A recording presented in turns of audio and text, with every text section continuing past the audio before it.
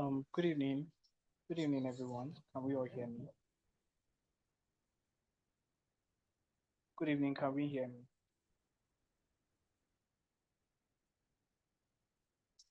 Please, can someone confirm that you can hear me?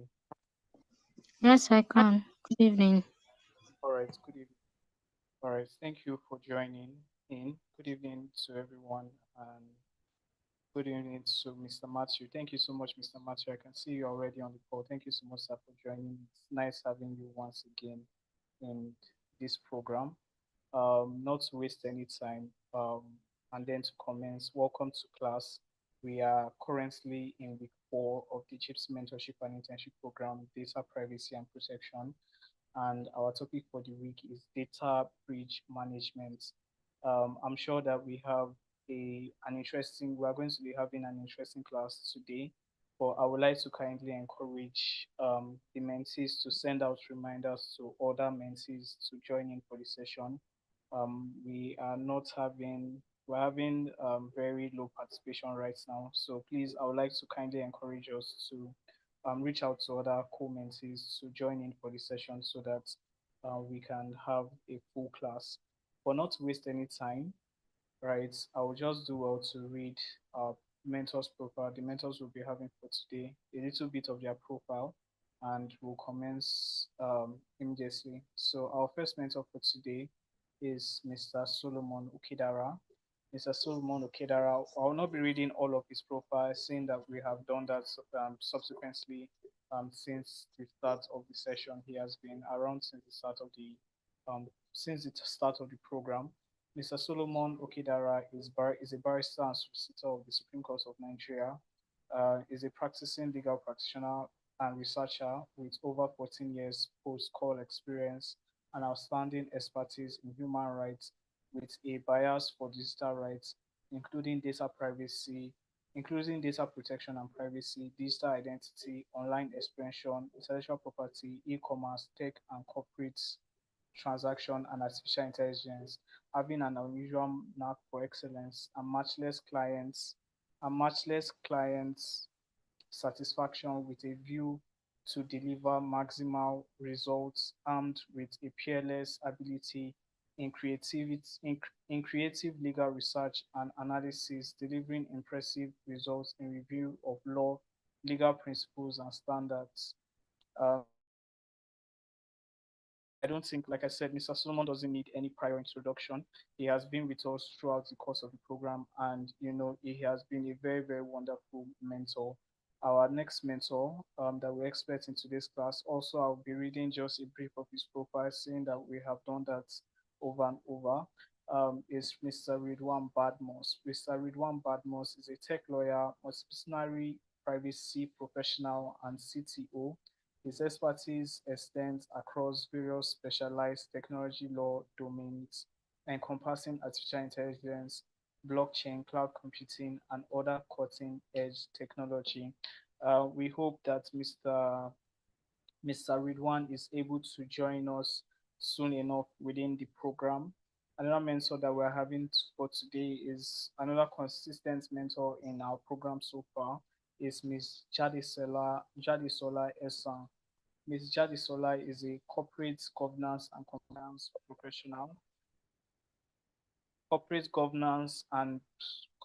professional with vast experience in legal slash regulatory compliance, risk management, corporate administration, governance, and secretarial services.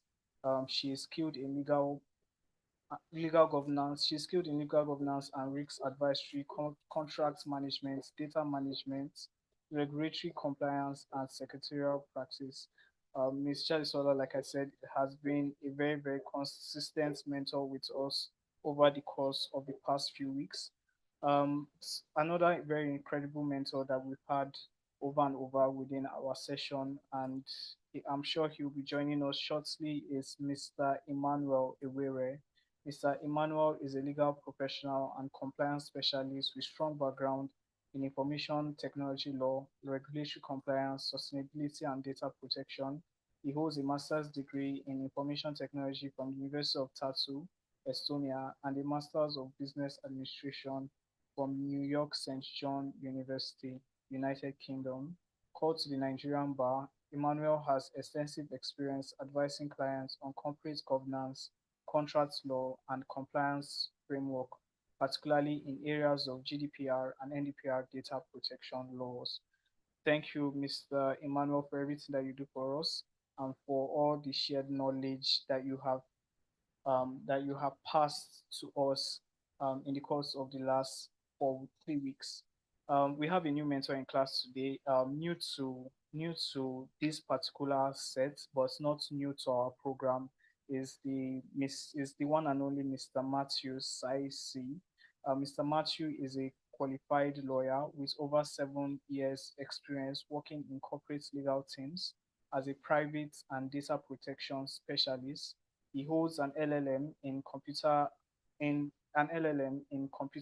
communication law and a fellow of information privacy. A highly motivated individual, he uses an innovative approach when it comes to youth mentorship and often thinks outside the box as required. Thank you so much, Mr. Matthew, for joining. We are happy to have you in today's session. So not to waste any time, seeing that we already have Mr. Matthew on call and we have a few mentees that have joined in for the session already, we'll be starting off with Mr. Matthew's introduction into Mr. Matthew's presentation for today's topic. Like I said, our topic for today is data breach management. So, Mr. Matthew, you're welcome. Thank you so much for joining once again. In the next few minutes, we would just like to hear from you on your discourse that you have prepared for us on data breach management. You're welcome, sir. Thank you very much, moderator. Good afternoon, everyone. Let me know if you can hear me, send a thumbs up or just say. We can hear you clearly, sir. Brilliant. Okay, so wasn't expecting to be the first mentor to present, but here we go. Essentially, today we're looking at a topic which is pretty much multidisciplinary. If my understanding is correct, majority of the people in this forum will be law students, so people looking for a career into the legal profession. When we talk about data breach management as a sort of subset of data privacy law, we are essentially looking at one of the unique aspects in that it's extremely important to collaborate across many different functions of a business or of a practice. And we'll explain why in a couple of slides. So this is where you get to, if I can dare say, almost be creative, because this is where your knowledge of technical aspects, I know one of the mentors has a CIPT, a Certified Information Privacy Technologist, and that's a qualification by the IIPP where you understand a bit less of the law and a bit more of the technical aspects as it relates to data privacy regulation. So this is a chance, to almost be creative. It requires you to take a unique approach, to be able to engage with multiple stakeholders. And generally you need to be as agile as possible in order to achieve the desired result. So without eating into anyone else's time, I'll just sort of take you through what I prepared, and I'll try and give a couple of examples as needed, if they come to mind. Moderator, I'll just ask you give me a time check when I'm that's Dennis. Would you give me a time check if I overrun? Okay, no problem, sir. Okay, so the data breach management process. Essentially, I'll focus on the second part of the problem statement today, which is best practices for data management. The first thing to consider is, like with all governance, you need to break it down into three aspects. You need to manage your data breaches up the chain. So this may apply if maybe you are a tech company, maybe you provide some kind of unique software. Up the chain would mean your clients, people who are paying you for your service.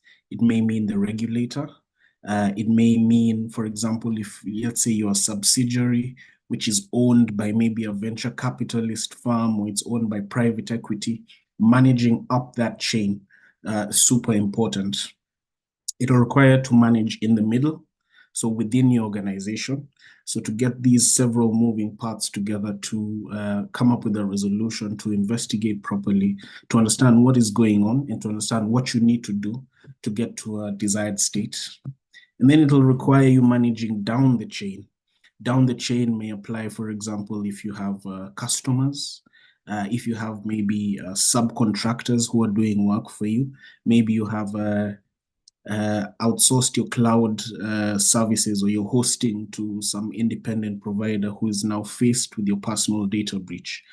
You need to be able to manage them down the chain because they affect your business, but it's not you, but it's down your sort of chain. So I hope that's clear. Now, the data breach management process essentially would look like this. You would want to think about it as a, three-step. If you remember the old diagram, reduce, reuse, recycle, with the arrows which are basically going round. Or if you're, familiar with communications, you want to close your feedback loop. So the first step is reporting. Now, say, for example, maybe you're sat in a meeting and someone comes in and says, excuse me, Suleiman, there's been a data breach, cheers, and goes away. Now, that's not a very useful piece of information for you as a DPO or as a lawyer in charge of an organization or a general counsel or whatever the case may be. What you want is to be able to establish really proper and detailed reporting mechanisms. What time did the breach occur? How much personal data is affected? What categories of personal data has been affected? Who are the players involved? What has been done since the time the breach was discovered? Who discovered the breach? Does it affect just you? Does it affect other people? So having that clear understanding and clear description, maybe you set up a form, maybe you set up a ServiceNow ticket, maybe you conduct interviews, is really, really, really crucial, because then you're able to make the right choices and to take decisive action. I mean, you don't know what you don't know, but where you do know, you need to be able to be well informed. You need to be able to have that in a record, because chances are you're going to be sending that on by way of a report. Then you need to think about your mitigation, which is your second step. Now, mitigation refers to mitigating the effects of the breach, essentially. When you're talking about a breach, the definition is going to vary, or what a personal data breach is, depending on your jurisdiction. But as a rule of thumb, you're looking at unauthorized access, CIA, control of your data, availability of your data, and integrity of the data. So even if, let's say, for example, if you use the example of your hosting service provider, the proxy server has crashed, and now you cannot access the information. No one has touched it. It's not in the dark web, but you can't access it. That is a data breach. Okay. Many times we may think of a data breach as maybe someone is phishing, someone has hit you with a ransomware, which obviously would be at the tail, the more extreme end of a scenario. But you're looking at essentially your lack of access, lack of control, lack of availability, lack of integrity to your personal data. So you need to be able to understand what type of a breach it is. You need to be able to have your stakeholders lined up. You need your information security guys. You may need your legal guys. You may need your commercial team. You may need to inform your, let's say, for example, it's your HR system which you're using to recruit, right? Crashes, or the software provider is hacked. Now, all of a sudden, all your recruiting, say you work for a Google where you're hiring 30,000 people a year, that is a serious impediment to your business. You need to make sure your HR director is informed. They know what's happening. So having that ability to coordinate those different stakeholders, bring them in. Many times you probably want to establish a data breach committee so that those people know that when they need to be called to act, they're going to have to act, and these are going to be their responsibilities.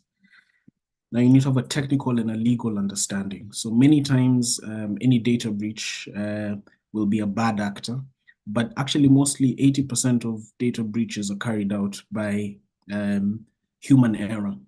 So it's more than likely your breach is going to be caused by maybe somebody not putting a password in, maybe someone not setting the right controls in, maybe somebody leaking some information, or a member of staff sort of going on a crazy spree and taking some sensitive information. So those kinds of scenarios, you need to understand the technical aspects. What have they done? If you need to go deeper, you need to upskill your knowledge to understand perhaps it's a firewall issue, perhaps it's an accessibility issue, perhaps it's an integrity issue. And so you need to go about mitigating the effects. You need to be able to know within the course of the data processing that's happening, for example, who has the kill switch. When you're governing AI, for example, the number one mitigation you want to have is to say, okay, who is responsible for saying, kill it? Our laptops have been hacked. Who can you call to say, can you cut all the laptops from the internet immediately? And how do we do that? Just as an example, right? Say it's an employee who's come in and taken some title deeds from the office. Well, not title deeds, maybe taken some sensitive medical records from the office. You need to be able to maybe call your general counsel to say, hey, I need you to call the police, look for this individual. This is their information and this is their known address. So you're trying to mitigate and sort of put a backstop in. And then lastly, you have process improvement. So that will be your third step. When all is said and done, let's say you've gotten out of the storm and you're looking at sunny skies, as it were. You want to think about what's going to be the improvement actions. What's the process improvement there?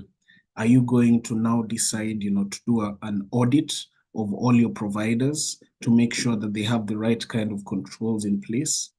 Are you going to maybe review your policy to say, actually, people should not be allowed to print sensitive personal data because it leaks in such a way?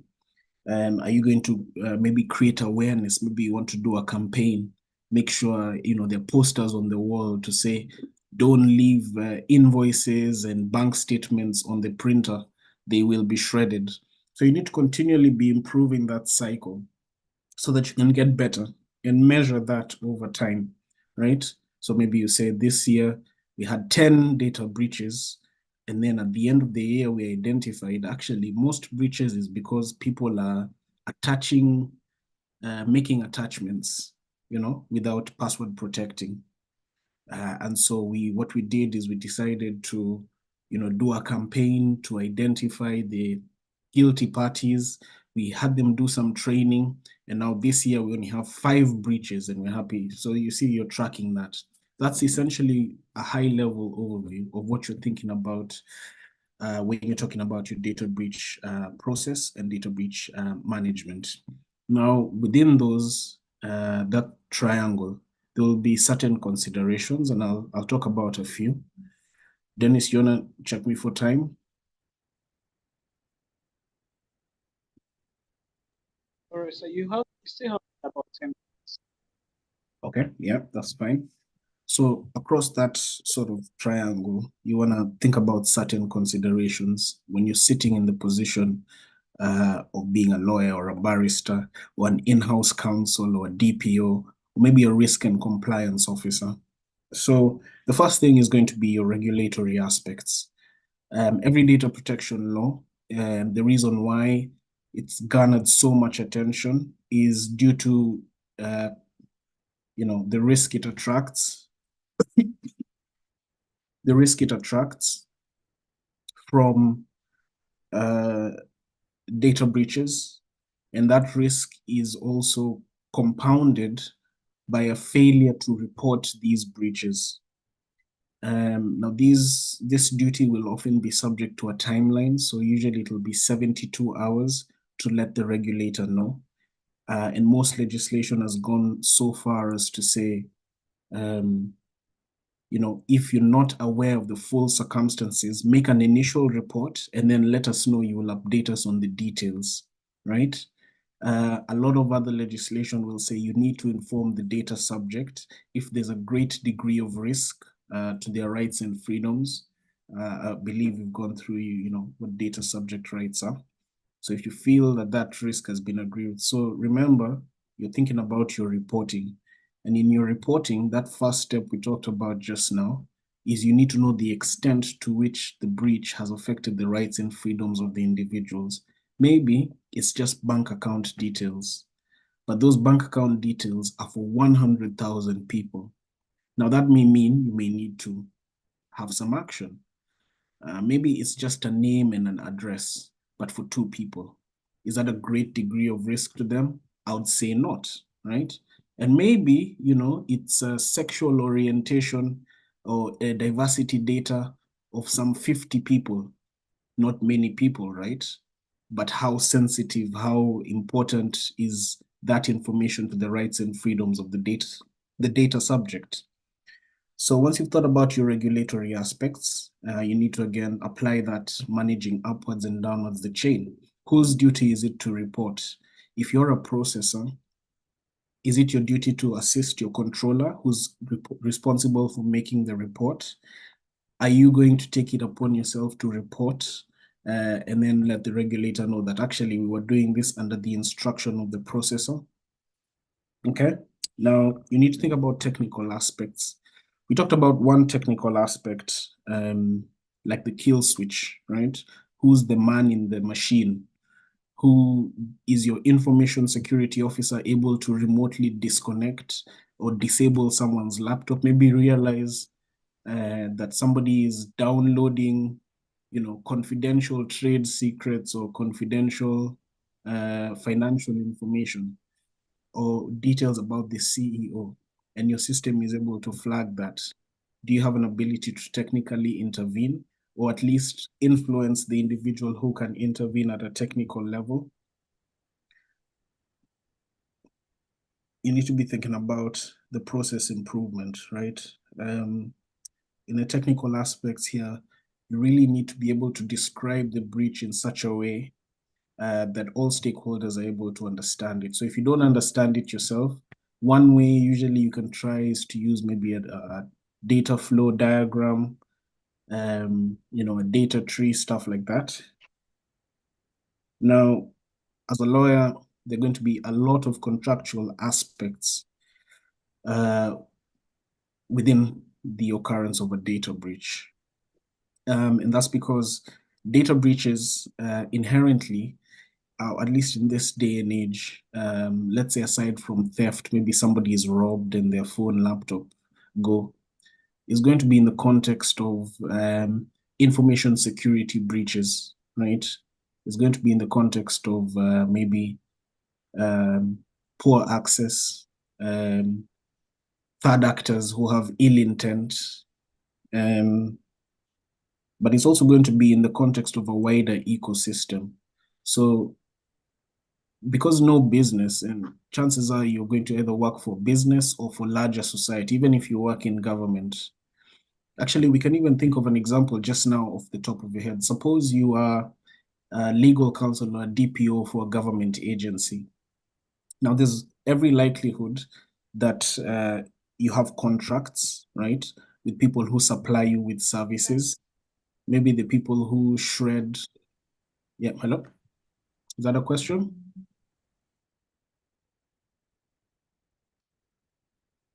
Okay, maybe you have a contract with the people who supply you printers to this government office, okay?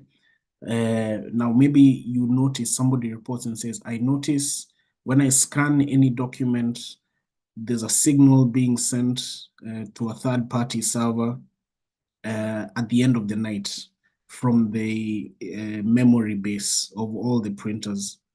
That sounds crazy, but that's a real scenario with the African Union, right? So within that contract, you're going to now look to enforce and say, look, one, you have entered into agreement with us, you're paying us 10,000 per day. We consider this to be a breach.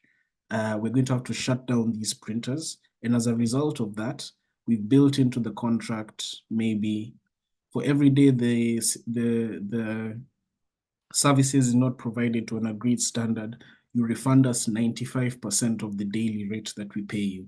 This is an example. Those are some of the contractual considerations that could happen.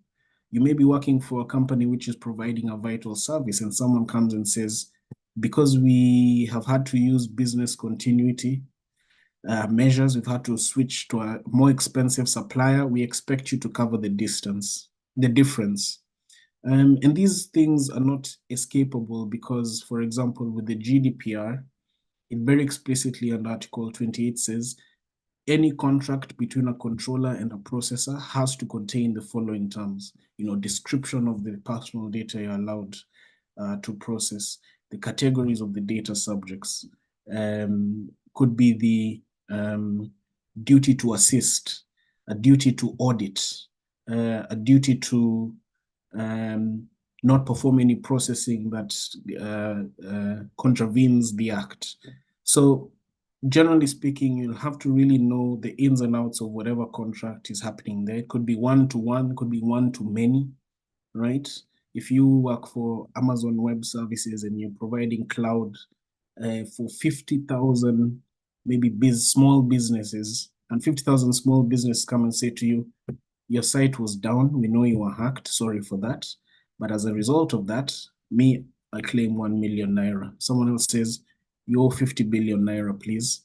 Those are all sort of thought about and managed within the contract, and specifically within the clauses that deal with warranties and the clauses that deal with the appropriation of liability. Have you limited your liability within the contract for breaches? Have you limited it towards certain action? And then lastly, the collaborative aspects. Now, collaborative aspects we've talked about a little bit, I think, in detail. You've got to be able to look at the different parts of the business and know who to go to in order to make things work to get to a proper state, a pre-breach state. But one aspect we haven't touched upon is essentially, you may be able to actually prepare for data breaches through third-party support. Many times, if you work in an organization, you can influence them towards getting cyber insurance. So say, for example, you're a one-man show, right? Maybe your business doesn't have a strong compliance, has a very large compliance appetite. So every time you say, actually, guys, this is not safe, they say, it's okay. If things go wrong, it's okay, we'll pay. It's very easy to influence the business to get cyber insurance, where, for example, you have a breach, okay? You call KPMG, you call Deloitte, you say my code is 6798. They assign you maybe 3 or 4 white hat hackers or one solicitor to intervene. They're the ones who carry out the interviews. They draft the report. They explain what you need to do. They prepare maybe for you communication to the regulator. You show your board that this is what our consultants recommend. And you're paying that obviously because you're paying them a premium. It comes with your cyber insurance and you're paying your monthly fee. Okay, so that collaborative aspect is also very important. You may also be thinking about the reputational risk that data breaches cause. Many times, businesses like Ancestry.com recently, I think, was part of some kind of a breach, right? Or Ashley Madison, that extramarital affairs website. Because as a consequence of the breach, the reputation is gone. So many times the lawyer or the DPO will have to work with corporate affairs or external communications to craft a message to say, hey, this is what happened. Please come back, trust us once again. This was not in our control. These are the measures we have taken to make sure this never happens again. Rejoin the website, etc., etc. So I think I've spoken quite a bit, but that's generally a very good overview of where you would want to be sitting when you're thinking about understanding breaches, perhaps their impact, detecting them, maybe not so much detection, that's a bit more on a technical, but maybe reporting, and best practices for data breach management. I'll leave the floor open to questions if there's time.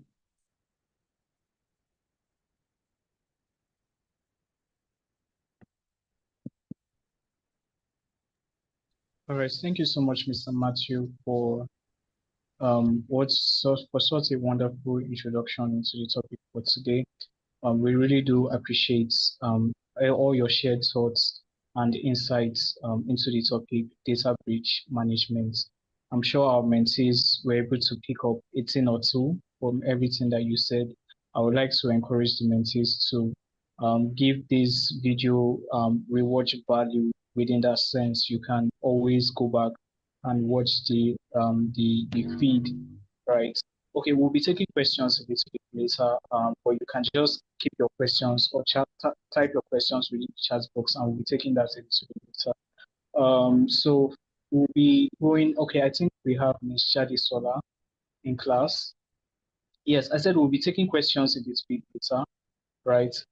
We have Ms. Shadi Sola in class. Thank you so much, Ma, for joining. We're happy to have you here with us.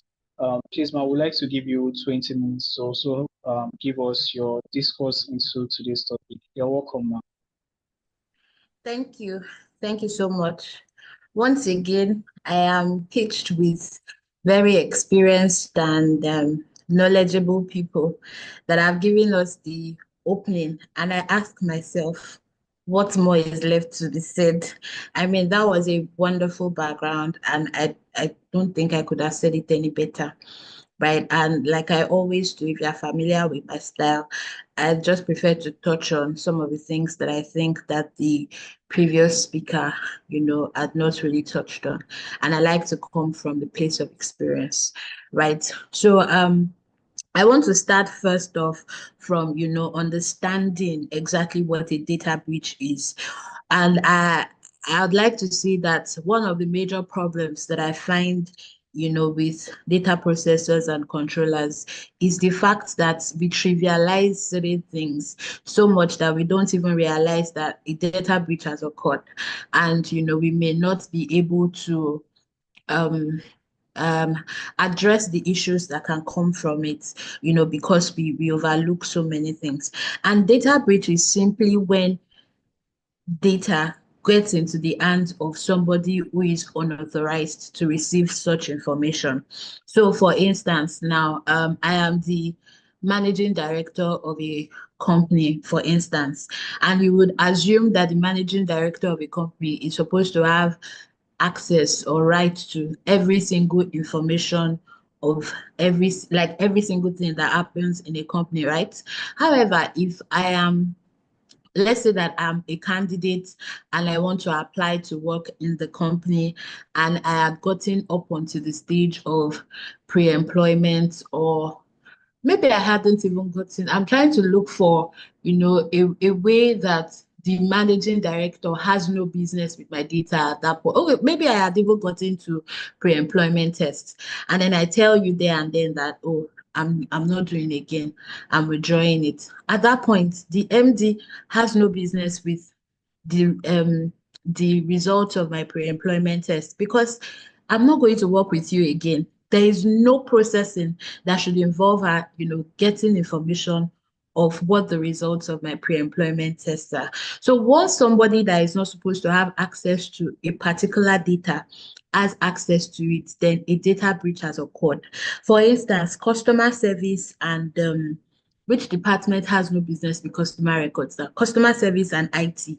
Let's say you people, there's some office space that is just a single room, right? And you have a table and you just have dividers. So maybe the person sitting behind me is IT, and I'm dealing with client records, and I just left, maybe I left a client's account account details or something on my screen, and I just stepped away from my desk even for 30 seconds. Now somebody from IT, just because he turned back, he has seen the entire screen and he has now seen the information of a particular person.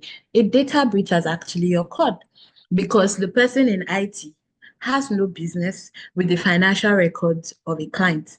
Do you understand what I'm saying? So it may seem intangible, but a data breach has occurred. Now, if you remember, I think that was 2 classes ago when we had talked about the importance of having a DPIA, right?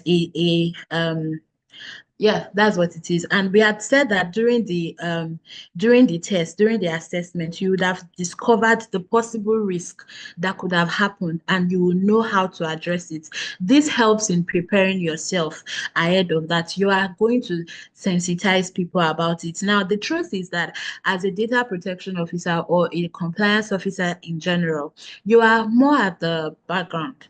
There is hardly anything that it is not everything that happens that you become privy to. So you have to rely on others being your eyes, and you have to equip them so that they know they know the things that they are supposed to do to properly guard against a data breach occurring. Yes, you have policies in place, you have processes in place, you have tools in place and whatnot, but it is important that every single person that works with a data processor or a data controller understands the basics of the concept of data privacy, and guarding against a data breach.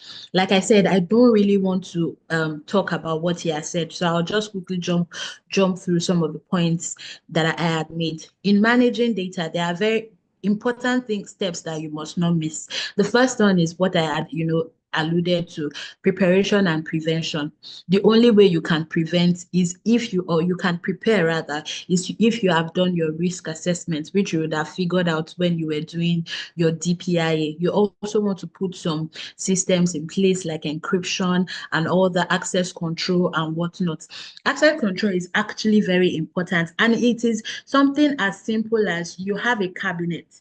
The cabinet has the information of let's say it is in a hospital, for instance, and there is a cabinet that has, patient's record. What is a cleaner, or who will I even say? A cleaner, or maybe somebody that works in just the administrative part of the hospital.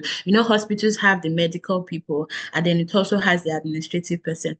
Those people do not have a business having a key to that particular cabinet. Once they have it, it means that there is no access control policy in place. What I had said about something being seemingly so simple, but those are the basic things that lead into data breach. Now, the chances that maybe a nurse or a doctor or whosoever will be careless with client's information is slimmer than a cleaner or an admin person. Why? Because the doctor, I would expect, would understand the gravity of the information that is in that cabinet, because it probably has an input in it.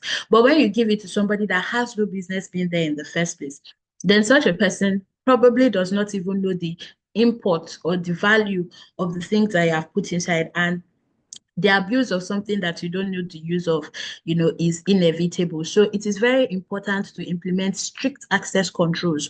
You can have passwords, you can have keys, you can have, all sorts of things that you can put in place just to make sure that only authorized personnel can access sensitive data. If you recall what I had said, that a data breach has occurred immediately, someone who does not have, who is not authorized or who should not have access to particular information has access to such information. Then you also want to have an incident response plan.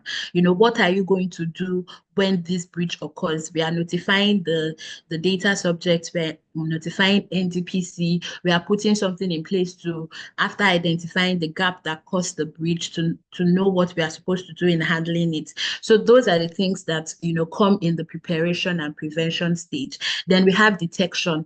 Detection comes from constant monitoring. If you don't monitor the system that you have put in place, then a data breach might have occurred and you don't even know.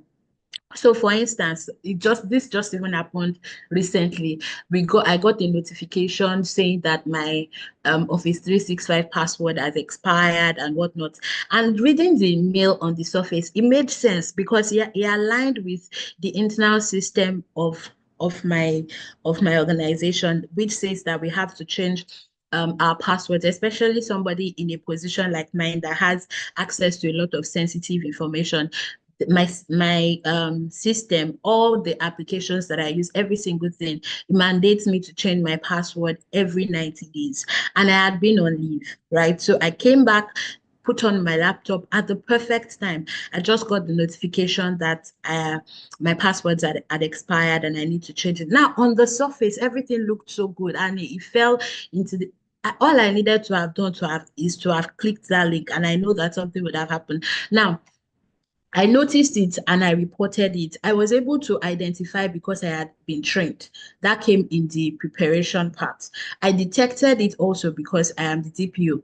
And, even though it wasn't as if I was I was monitoring the system for that, but I'll come to where that comes in now. Now, I escalated it, right? And by the time I called the person in our tech department, he was saying, oh, sorry, you should have reached out to me. He was actually checking our system this morning and he noticed a gap and whatnot. Now, detection has happened. So you can see all these things actually tie nicely together. And another aspect of detection is employee reporting, which is what I had done, right?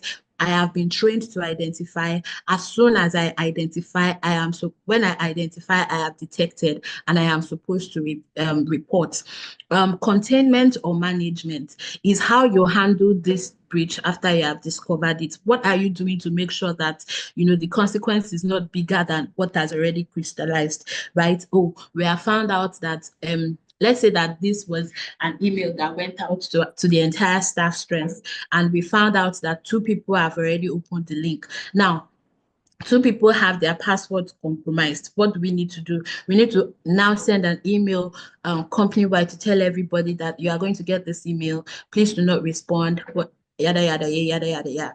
The next thing is to log all those of us that our passwords have been compromised, log us out of the company server, so that whoever has access to our passwords cannot go into the company server and pick information that they are not supposed to have access to. So if that had happened, then all these things that I had said would have contained the crisis, right, that is likely to happen from an infiltration like that. Eradication, you want to take away the gap that was existing in the first place that caused that to happen. Okay, and notification. It is important to inform the people that, oh, there is something else that I wanted to say, right? And one of the things is sometimes when a data breach occurs, right, people are trying to protect themselves, and that is the reason why they don't report it. I mean, what more could have happened? About a week ago, I lost my phone. Now, my friends joke with me and say that my phone is an extension of my hand. And the reason is because my phone is my other office. I have access to practically anything because I need to sign a lot of things on the go. I need to be able to review things on the go. On the road, I have to do stuff. I have deadlines to meet and stuff. So my phone is basically like my mini office, and somebody stole my phone. The first person I called was my IT guy, and I told him, guy, log me out of everything that you have right now. I have told them that my login information has been compromised. I need to not have access to all these things until I'm able to sort myself. Now, so many people, when that kind of thing happens, the first thing that comes to their mind is, oh, my bank details and everything. And when they sort that out, they forget that through them, the data of other people are also accessible, and they forget to block that part. So it's sometimes in the little things. You would find sometimes, right, where people, they have their phone stolen, and the people that steal the phone now start calling other people whose information they have been able to get, from the phone that has been stolen. So there is really no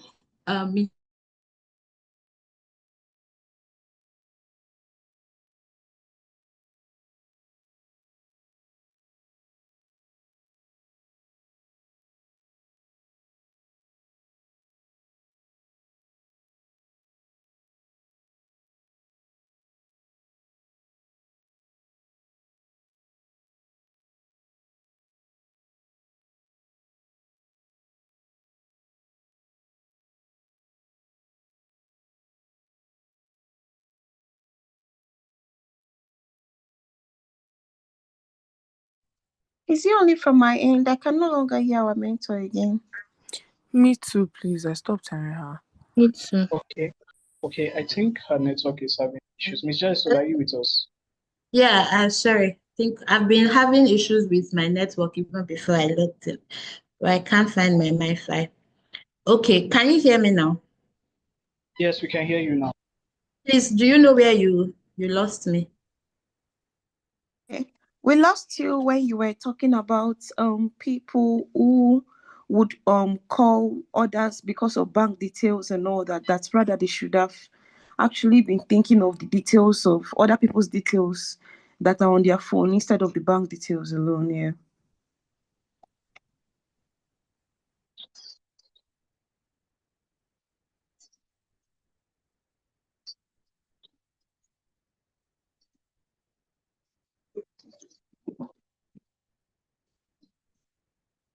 Ms. Jalisola?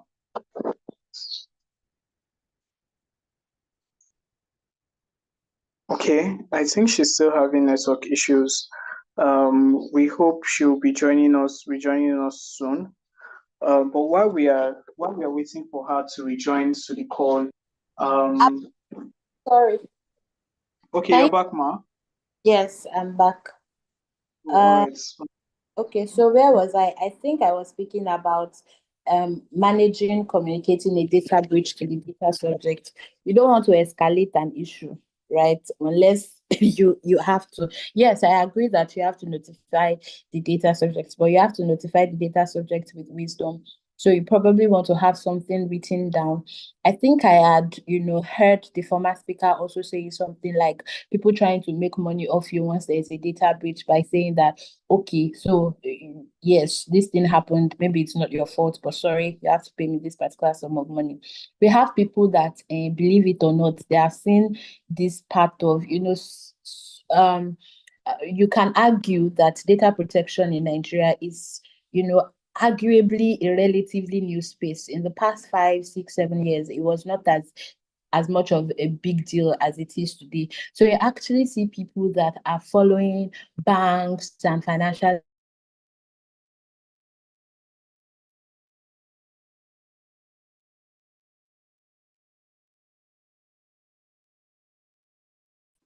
right? So it is also good that in your communication, you are able to explain, you are able to protect yourself and everything. Now, where you are going to be liable is when it is seen that you did not take reasonable steps, to properly mitigate or prevent this. If it was a risk that could have been prevented from crystallizing and you did not take necessary steps, right, to put the necessary security measures in place, then you may now be subject to fine. But if you have covered your tracks, you had your security systems in place, and what happened cannot be like it cannot be said that what you have done could be prevented, and you have a proper communication well documented. It's not just that you sent somebody to say something to somebody. You wrote a nice email, you wrote a nice letter explaining to the data subject exactly what has happened, what you think is going to maybe the consequence, and what they can do to prevent something happening to them. Then you have properly protected yourself, at least to an extent. So it is important that communication to the data subject, or in some cases the general public, is important. Now, what happens after the breach? We've already said it, to a large extent, notifying the regulators, notifying the data subjects, and you also want to conduct a post-breach analysis. You want to check end to end what happened, what was the gap, how come we did not identify this when we were doing a DPIA? That is, if you did it in the first place, right? You want to know what you could have done to prevent it in the past, what you have to do to prevent it in the future. Do you need to update your processes? Do you need to educate people more? Do you want to change the people that were formerly in charge of those data? All of these things are the things that you have to consider in your post-breach analysis, and that is why it is very dangerous to cover data breach. You see people saying that, oh, I don't want to report it. I don't want us to be fined. And NDPC is not joking. They are not fining 200K. NDPC is fining in millions. And they are thinking that if we report it now and then they fine us and whatnot, you would find that it may actually be better when you acknowledge this thing that has happened and you do like an how will I explain it now? You do an analysis of what happened and you pick out something. I have a very wonderful director. Every time we have a board meeting and we see that, oh, this had happened and whatnot, he always asks, what are the lessons learned? For him, it is not about the mistake that has been made. It is about the lessons that you have learned and what you can put in place to make sure that this does not happen again. And another thing that happens post breach is ongoing monitoring and improvement. So you have already identified the gaps that you have in place. You already put in place mitigants to prevent a future occurrence. What you have to do now is ongoing monitoring. Okay, these things that we have put in place, how well are they helping us? How well are they covering this gap? And you also want to do like a post breach training, so to speak. You don't want to contain what you have learned to just maybe the technology department and the compliance department and whatnot. You want to explain to everybody, okay, this is what has happened. To prevent it from happening again, we all have to be prepared against this and whatnot. Anytime we are having a data audit and I take my colleagues through a training, I'm quick to tell them that it is not window dressing. It is not so that when the auditors come, you know what to see, or we have the records to put in place. It goes beyond that. It is in everybody wearing the ownership cap, right? So the best way to ensure that to prevent a data breach in an organization, honestly, is when everybody in the organization wears the DPO cap. And the best way to do that is you just have to ginger your colleagues, right? And it comes from a place of helping them understand the importance of data management, data protection, and you want to help them know the risk that can happen. Sometimes I even tell them, it's not a lie, it's the truth. If it can be traced down to you and you alone, it is possible that you can be personally liable if there is a data breach and whatnot. You just want people to have the full picture, right? Okay, so I think those are the parts that I want to focus on. I always like to go through you people's presentation before the class, because it gives me an idea of what what we need to shine light more. But we don't have that now, and I'm not sure how this is going to go. Maybe you people will now do your presentation, I will see it. But I honestly want to know what happened, because it's not gypsy style.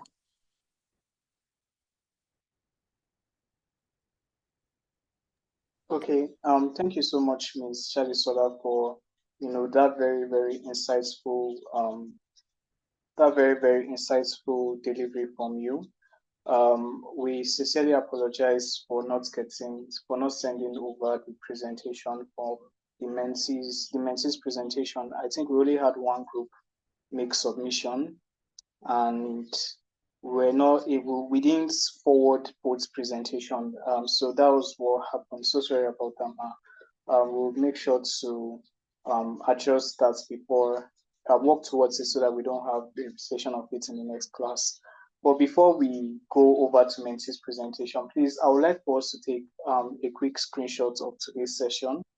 So please, if you can kindly turn on your videos, the mentees, if you can kindly turn on your videos, I would really appreciate, so that we can take our picture and continue with class. So please, if you can, please turn on your videos. Let's take a quick screenshot. Thank you, Mr. Matthew. Thank you, BC. Thank you, Fanaya. Thank you, Vanessa. Thank you, Fina. Can we have more mentees turn on their videos so that we just take a one-time picture?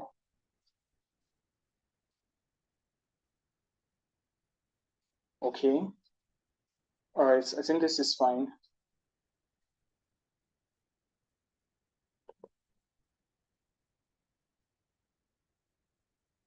All right. So we are done with that. We are done with pictures. So please, Group 1 presenter for our mentees, please, can you kindly start your presentation? You have 10 minutes for presentation. Group 2, if you're able to work and prepare your PowerPoints, please, we also like to take presentation from you too. So please, both groups, please, 10 minutes for presentation. Let's quickly have that so that we can have feedback from mentors and also have enough time to take questions. So please, can we have presentation from Group 1?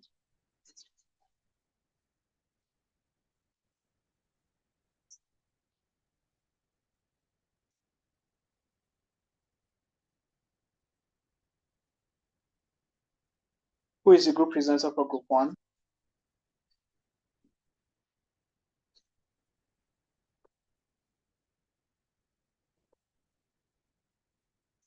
Okay, if group 1 is not ready, can we have presentation from group 2?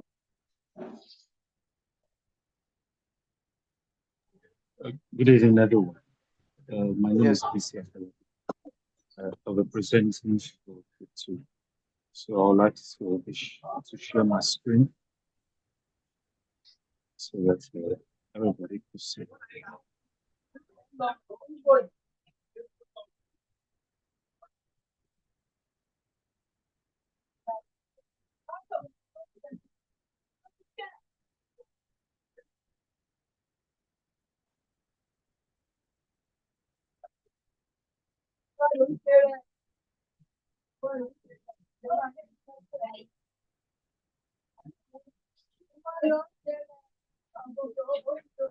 Just can you see my screen?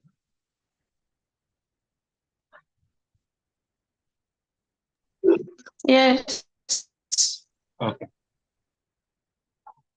Okay. Yes. I will be Your screen is presenting currently blank. blank. Yeah, BC, we can see your whiteboard. We can't see slides.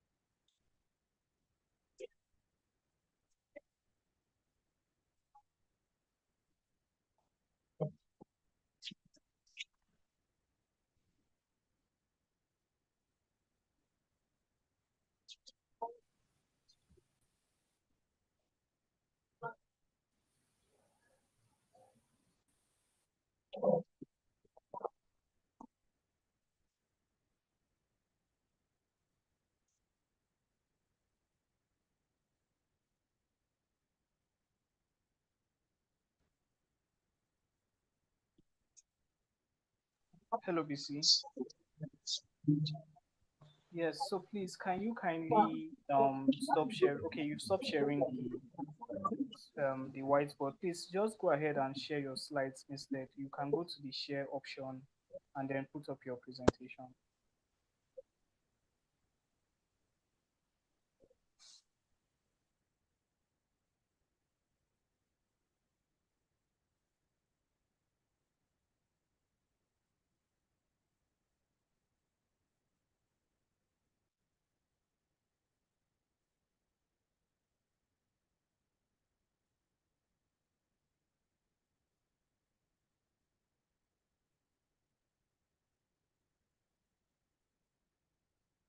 BC, are you with us?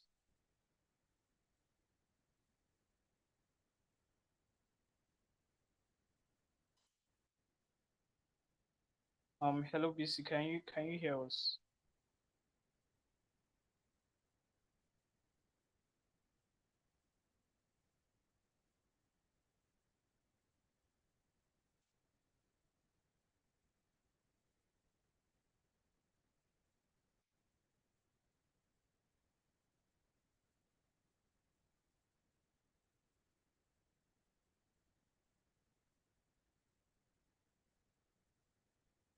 Okay, BC, can you hear us? Can you hear us?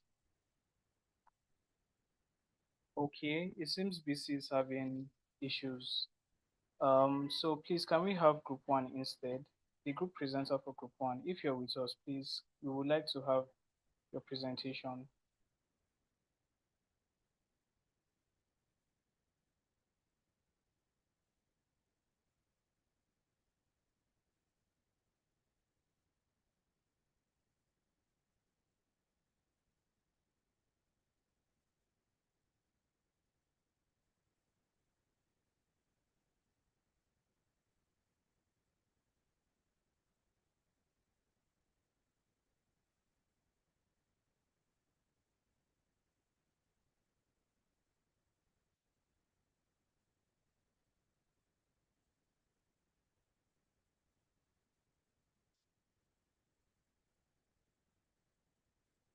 Okay, it seems we don't have any.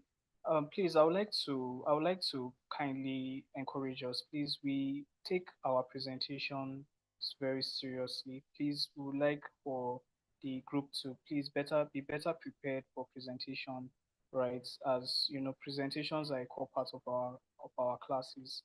So once again, I will be calling on both groups to step in for the presentation. Okay, I will start back with group two. Group two presenter, are you now stable?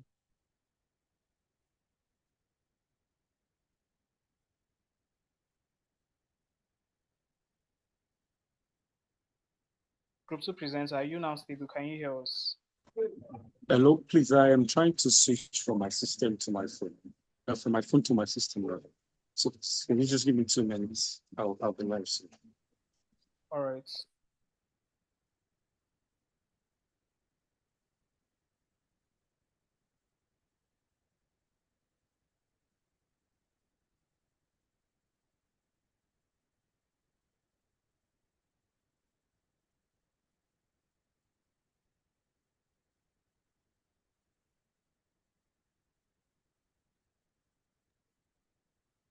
Hi, moderator.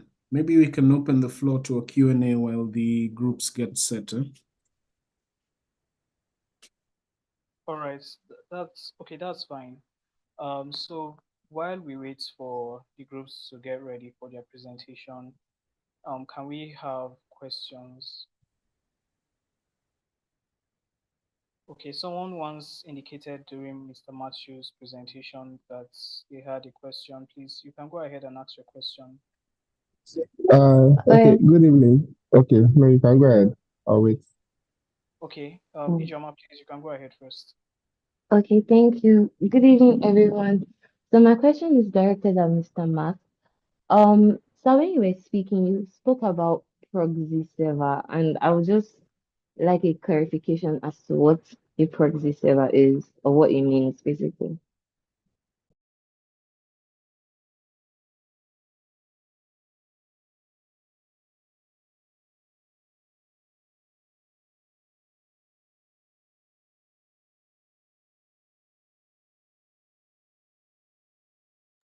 Okay, Mr. Matthew, did you hear the question? I think I'm on mute, actually. Okay. Sorry, that happens. What I was going to say is a proxy server. In essence, you can think about it like this, right? Ijoma has a server. She's got all her stuff working on the server.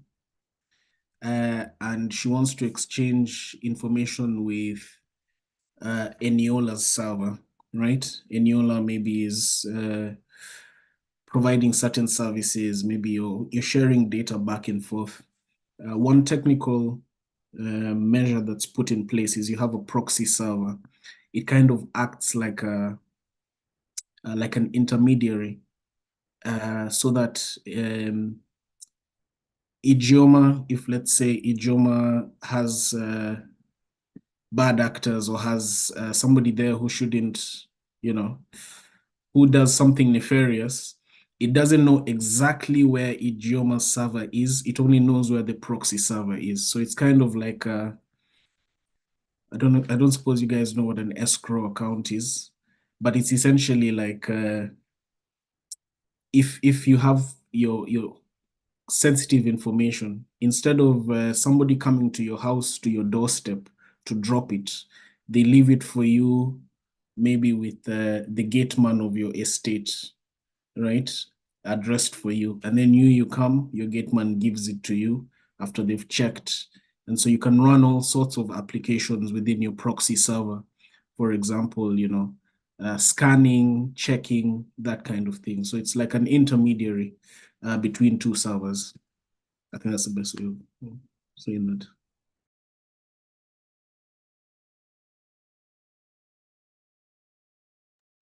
All right, thank you, Mr. Matthew. All right, thank you so much, Mr. Matthew, for helping us with that question. Do we still have, okay, The, the other, Mr. Busayo, yeah, please go ahead. yes, yeah, my question is, a comparison with the EU system, there is where we have an ICO done rate, where the Information Commissioner's Office just stumps a particular organization in which they detect there has been maybe a potential data breach or non-compliance with the GDPR, and then just to check, right?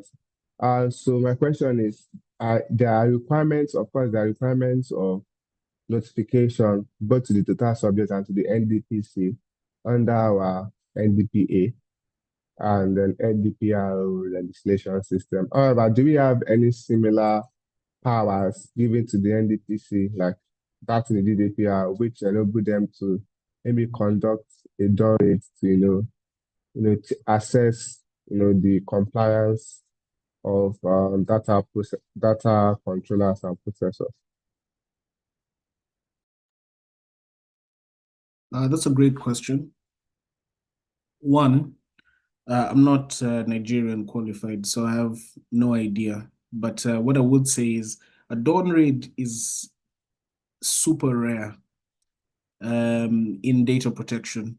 For things like competition and fraud, it's pretty common. I think maybe the last dawn raid the ICO conducted was for Cambridge Analytica, which, as you know, was a major case. So I think probably Jade Sola would be the best person to respond as to what powers the NDPC has. But I would imagine, yes, it's probably within their remit to do so. Whether they need a court order before they do that is the question. So what was the question so that I understand? My network is giving me. Okay, I was making an analysis and a comparison with the EU GDPR system, which gives the ICO office, that is the Information Commissioner, to conduct a dawn raid on data processors or controllers in certain circumstances to assess their compliance with, the GDPR and data protection legislations. So I was asking, do you have like a similar system with under NDPA, which could give the NDPC such powers, and what extent and limitations exist in regards to that? Okay, so the NDPC actually has the mandate or has the power to do anything that is within their Can you hear me? Because I know that this network. Yes, ma'am. Yeah, Yes, so ma'am. of the law, right? That is in, if you read the first, that should be in like the first 5 chapters of the NDPA. So they have the rights, right, to come into your system. They are not like they are regulators. They have the rights to come into your system and check whatever you have in place, just to make sure that you comply with the provisions of the NDPA. Now, where they would need a court order or a permission from maybe the Ministry of Information or something is when they want to go outside of their powers as stated in the NDPA. But ordinarily, they do not, because they are acting in their function as provided for by the Act.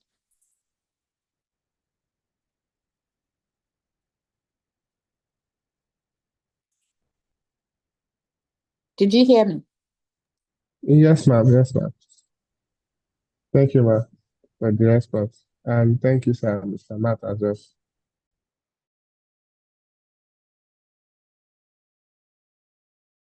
Okay, thank you very much to our wonderful mentors for helping us with those questions. I think we can take 1 or 2 questions before we go back to the presentation. So do we still have any person with a question?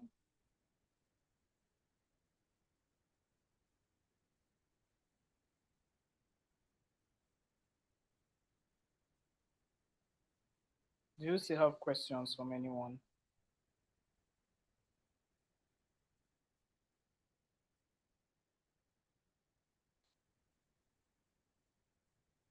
Okay.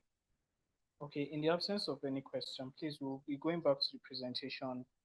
I'm sorry, moderator. Sorry for jetting in. Since we started this quarter, is it the same mentees, or these are different mentees? No, it's the same mentees. Is there a flu around? Today is so cold. I mean, no presentation. The class is cold. Everything. My network is bad. It doesn't feel like, I don't know. Is it because we've come to the end? People are tired. I don't know. Um, we sincerely apologize for the response today. We would do well to work on it so that we don't have um, a similar a similar kind of response in the next session. But please, we would like for the mentees, please, we would like to receive your presentation now. Okay, I think group one, someone messaged me from group one that they'll be stepping in to make presentation. So please, group one, you can come on board. I will be helping with the sharing of the slides, but just give me a moment. I'm trying to sort that out on my end.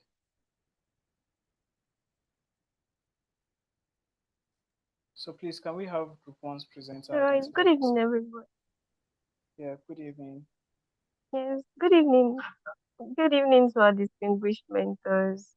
Thank you so much for sharing so much value. We really appreciate. However, we sincerely apologize for what has been going on. We are very, very sorry, and we hope to do better next time. All right. Thank you, Fortune, and I'll be presenting on behalf of Group One.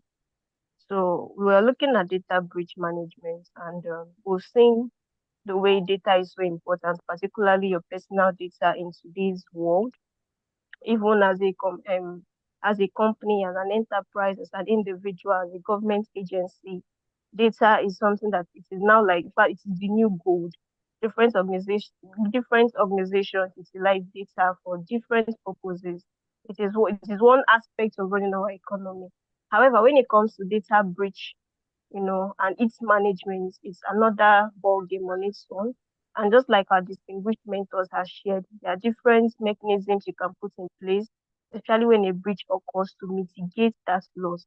And by so doing, you're able to, curtail the effects of that breach. All right, so I'll just go through with the presentation we have here.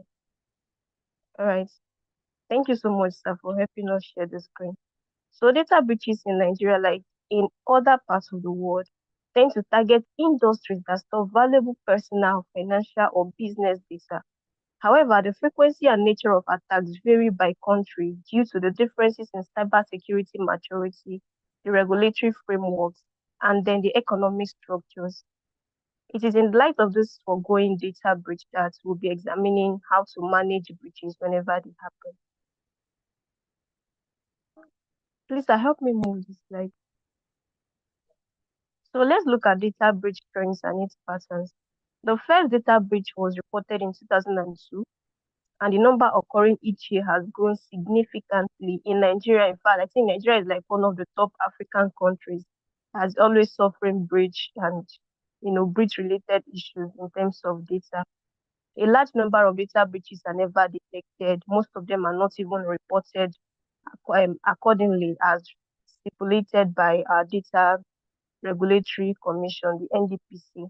So if a breach is made known to the company, sorry, a large number of data breaches are never detected. If a breach is made known to the company holding the data, post-breach efforts commonly include containing the data, just like as our speakers already stated.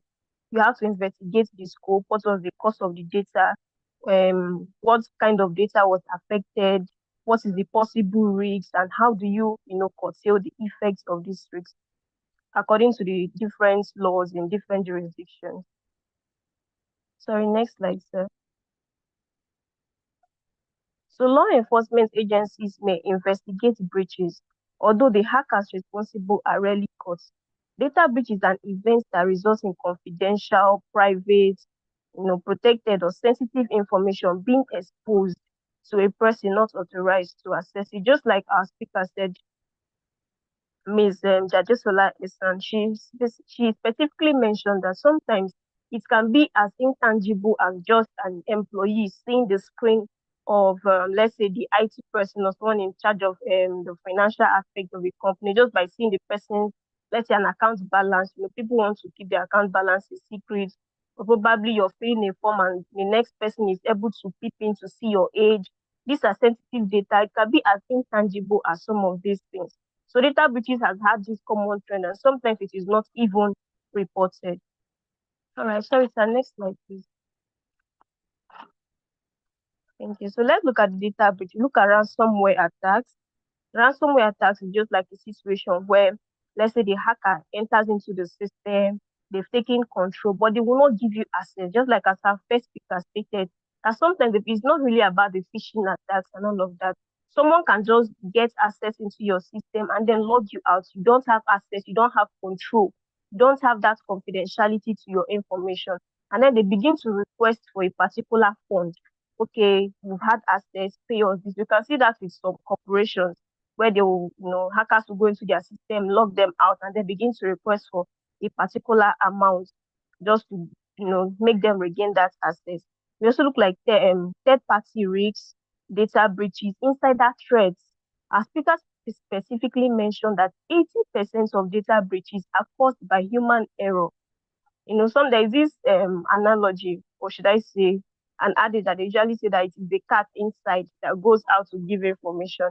It can be as simple as, saying something without intentionally, using it to using it as a means to encourage breach. However, you just opening up to say certain information that should have been confidential, as an employee, you're already leaking out this information. It can be intentional, it can be unintentional.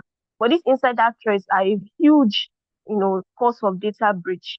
They also look like malicious outsider attacks, then accidental, or just like our speaker talked about her phone being missing or being stolen.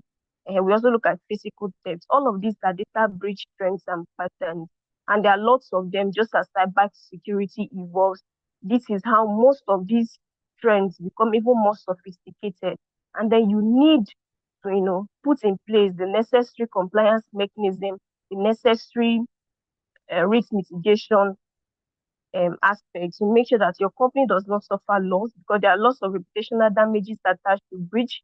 You lose to your competitors. And then there is also this effect it has on the customer, just like as our speaker actually mentioned, the triangular aspect, where you have the up there, like the governance and compliance, but you have the middle, which is amongst the company. And then at the end is the customers, the data subjects. So you have to, put in everything in place to make sure that everything, like, even when there is a breach, it doesn't go as far as, like, it doesn't spread like a wildfire. You're able to curtail it to make sure that, you provide the necessary solutions to make sure that everyone is safe. Thank you. All right. Sorry, sir. Please move to the next slide. Okay, let's look at common attack vectors. With the proliferation of devices into cloud and local IT environments, it is widening attack range and rendering systems vulnerable to breaches. Over the years, popular data breaches have revealed common strategies bad actors use to steal personal data. I know we all overheard when our speaker says something that her phone is like a second office. A lot of e-commerce sites are using data, like, in fact, almost everything is online, the cloud system, everybody's storing things online. You have your personal accounts, everything is online. So the more IT this IT environment is expanding, it's evolving, almost everything is done online. That is how these hackers, these attack vectors are also using sophisticated means to make sure they enter into these unauthorized areas, take access, and then malhandle data in the way that it shouldn't be. Sorry, next slide, please. Okay, so let's look at social engineering. There is this thing with vulnerability. People always, especially as Nigerians, we are so emotional, So this social engineering, just like a threat landscape that has to do with the human mind. It's just like cyber criminals are looking for more contemporary and effective ways to infiltrate your secure systems. What better tool do they have than your human mind? The purpose of social engineering is to exploit these human vulnerabilities. They come in form of something that you wouldn't even notice. They just appeal to you to make you give out your personal information. There was a particular scenario where I think one of our colleagues here was saying the other time that they went to a church and then they were asking them for information like you write your name, your address, you write this, and then someone at the back who has been waiting to, get a personal contact with the person who was writing, sees that opportunity. Sometimes when you come to write, you see the name of the next person on the paper, their phone number, and all of that. So you writing, you're not really seeing it as anything. You just see it as you giving the necessary information. But the next person at the back can actually, hijack that information. So social engineering is just like playing with your mind. It can be as simple as a simple message. Okay, win so and so. Like greed. You see, sometimes they'll tell you play so and so game to win an iPhone, and then you click on the link. So these things are just ploys by these these cyber criminals to infiltrate your secured system. Sorry, next slide, please. Okay, let's look at the next one is compromised credentials. Sorry. Jeopardized credentials can open up security loopholes in a system. The kind of attack vector is very dangerous as it grants attackers the leeway to impersonate legitimate users, leverage their privileged assets, and then steal personal data. Because it exploits authorized assets, it may go undetected for a very long time. Credentials may be risked in phishing or malware attacks or even out of a personal data breach. Okay, what this simply means is that, remember when our first speaker was saying something, he talked about, your software, where your software is compromised. Sometimes you may not even know it. They can send in probably a virus. That virus is like a malware attack. It goes into your system and then it begins to, give unauthorized access to the other person at the end. Sometimes you may not even notice it.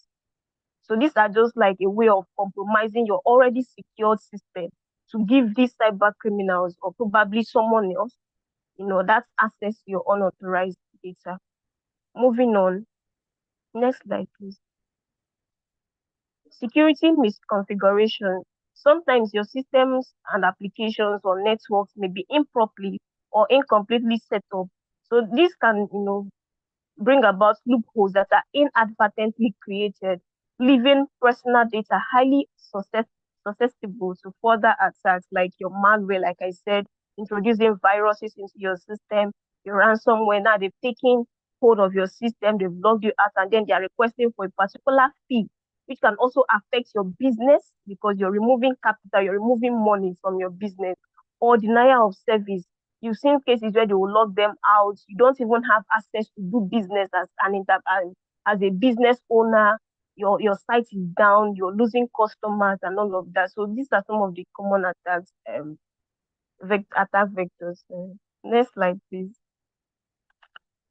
Okay, let's look at targeted industries.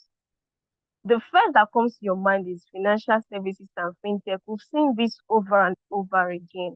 Because actually in an economy like Nigeria, where everybody's looking for the next means to add extra bucks to their bank accounts, there are lots of internet frauds and all of that. So the main industries they target are industries that hold this valuable information.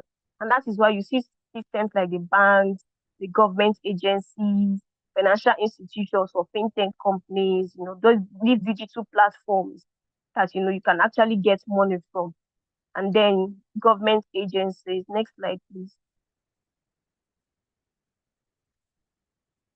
Telecommunications, e-commerce and retail, and particularly healthcare industry. For the telecommunication, mobile network operators are frequent targets due to the vast amount of user data that they collect, including personal information, your call logs, and banking integration data. Someone can actually use your identity, this identity fraud, they steal your personal details and then they use it to set up another account and use it to run whatever they want. We also look at e-commerce sites, people buy things online these days. Nobody has that enough time to go into the market. So these people have enough data. These are those kind of industries that the cyber criminals always look into, to gain unauthorized assets, and also the medical data systems too. Next slide, please. So let's look at data breach impact analysis. This is very, very, very important. This is because we've been talking about breach, but what exactly is the impact of data? What exactly is data breach impact analysis? So now we are looking at the legal implications. Organizations that face data breaches are likely to get in the regulator's bad books. We look at the NDPA, for example, which the commission is the NDPC. Nigerian, in fact, NDPC, just like the second speaker said, is not playing when it comes to regulatory compliance. It is not. There was a case this year that was Olatunku and Polaris Bank, for example. I think, the fact of the case was that after a particular segment, he was banking with Polaris Bank, and then he actually he stopped banking with them and told them to delete his details and all of that. But they refused to. Instead, they still kept his personal information. I know on the other hand, it may not really seem like a tangible kind of breach, just like our speaker said. However, them keeping that his information has already breached his rights to be forgotten, or right for them to stop processing his data. Instead, they were sending him some marketing information and all of that. And he actually took them to court and he got a fine of over 1 million naira. When it comes to anything that's to do with data protection, these people are not playing at all. You can see they can fine you for adverse effects such as over 20,000 million, or probably 2% of your company's annual gross revenue. Let's say your data, the data of the company was breached. You refuse to notify as stated in section 37 and section 40. You refuse to notify within 72 days. You refuse to let data subjects know, especially where the risk is high and can lead to a lot of risks. You refuse to notify them. You're liable to some of these fines as stated under the NDPA. I think recently too, we also have the JIID, which is like a compliance to the NDPA that was just released on the 20th of this month. Yes. Moving forward. Sorry, next slide, please. Okay, we also look at financial losses as stated, the reputational damages to your customer. Next slide. Let's look at the data breach management prevention. Preventing data breaches requires a combination of technical, organizational, and legal strategies. Here are key approaches. One, strengthen your cybersecurity infrastructure. Our speakers have said a whole lot on all of this. Look at your encryption, adopting multi-factor authentication, implementing firewalls and antivirus software. Next slide, please.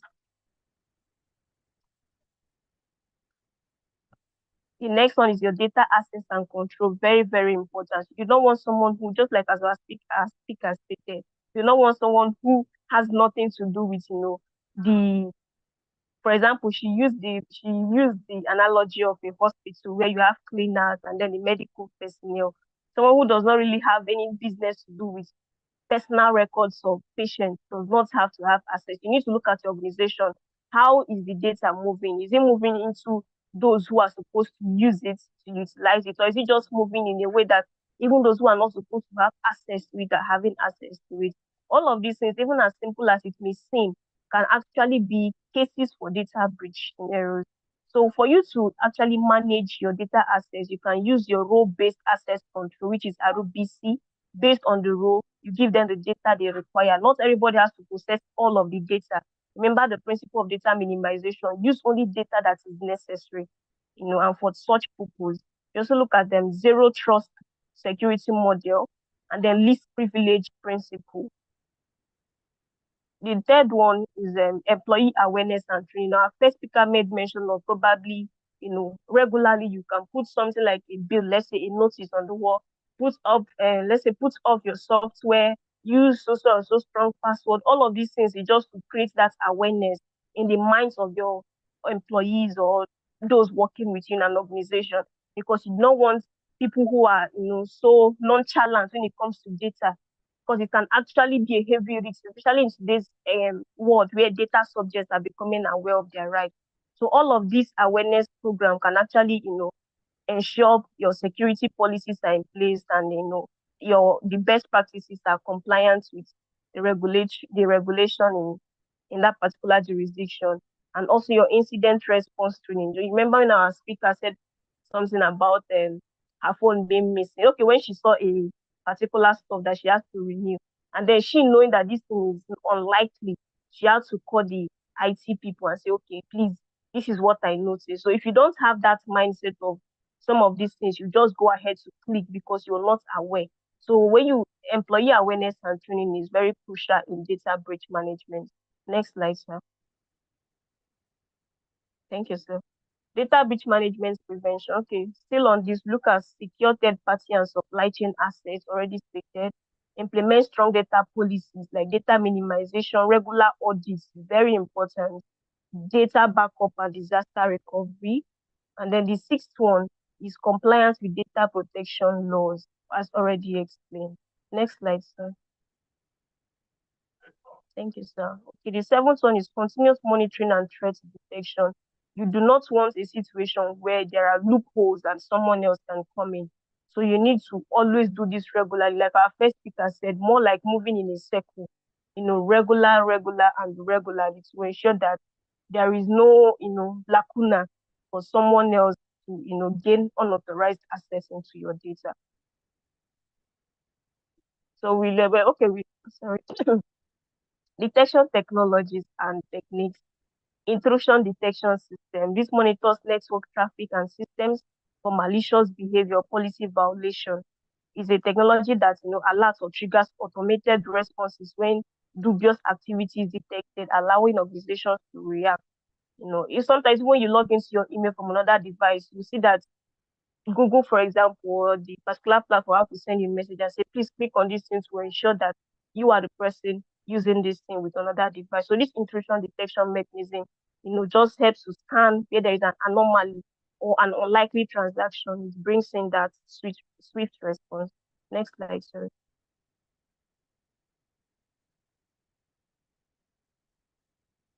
Intrusion prevention system. This is an advanced system that does not only detect but also prevents the latest cyber attacks. It helps organizations to mitigate the risk of a successful cyber attack by thwarting malicious activities even before they reach their targets. Next slide, sorry. Then we have the SIEM, which is Security Information and Event Management. It enables centralized monitoring and detection of any cyber attack by accumulating and analyzing security events in real time. This particular event management system can actually identify patterns indicative of cyber threats such as unauthorized access attempts, your malware infections, or data exfiltration. SIEM also facilitates incident response by providing a comprehensive visibility into security accidents and enabling rapid cyber attack detection and containment. So these are just technologies and techniques to help you manage your data and prevent data breaches. So the fourth one is endpoint detection and response. They are designed to protect individual endpoints such as your computers, your laptops, your mobile devices from advanced cyber threats. EDRO provides threat hunting, investigation, and remediation capabilities, empowering your organization to detect and mitigate potential cyber attacks, targeting the endpoint devices, which are just your laptops, just your devices, your routers, your network providers, end to end, especially for organizations that have all of this under control. Next slide, sorry. Behavioral analysis and threat intelligence. Behavioral analysis is very, very important, especially when we've when we've heard from our speaker that 80% of data breaches are caused by human error.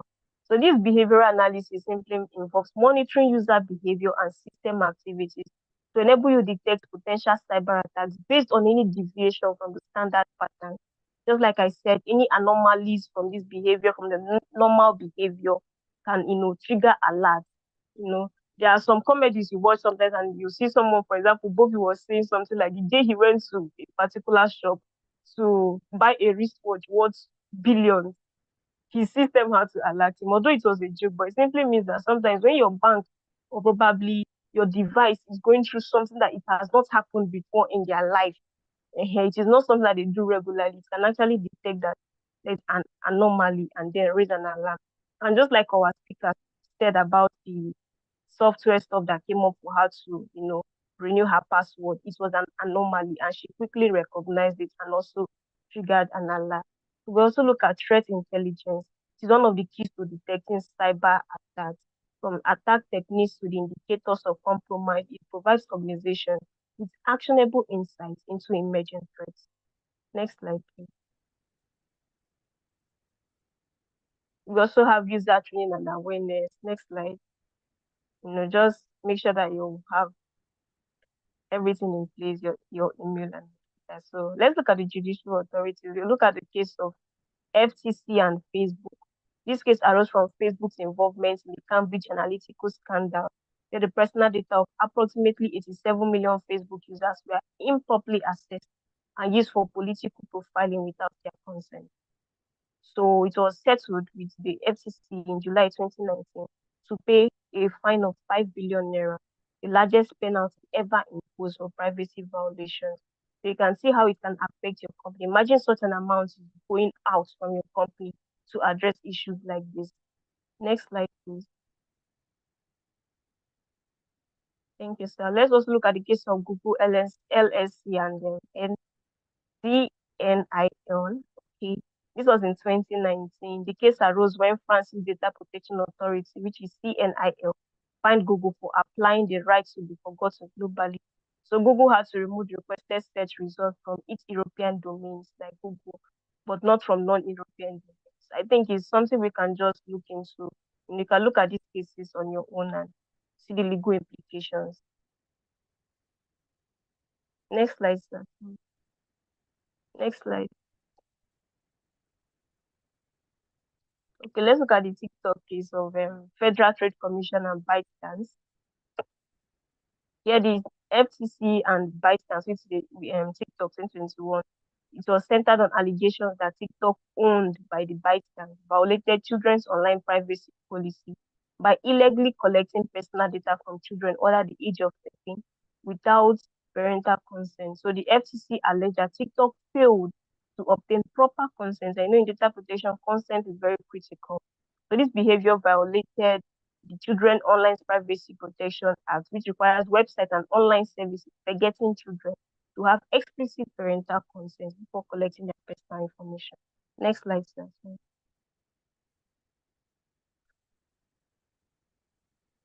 We also have the case of Maximilian Crimes and Data Protection Commission. Next slide.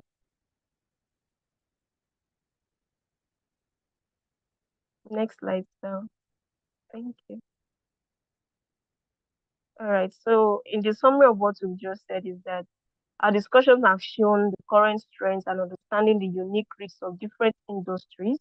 So for your industry to thrive, you need to build strong risk assessments and proactive prevention strategies for data breaches. The organization, businesses, government agencies, and even individuals need to focus on using advanced detection and technological tools and carefully studying real-world cases and legal precedents to stay updated and compliant with legal and regulatory requirements. Thank you so much for listening. Thank you. All right, thank you, Fortune, for stepping in to present on the podium. We sincerely do appreciate you taking the event. So please, can we have Group 1's presentation? Please, let's try to stick with time. Presentation time is 10 minutes, so that we don't go overboard and get to get. Okay, BC, you're back with us. All right, please go ahead.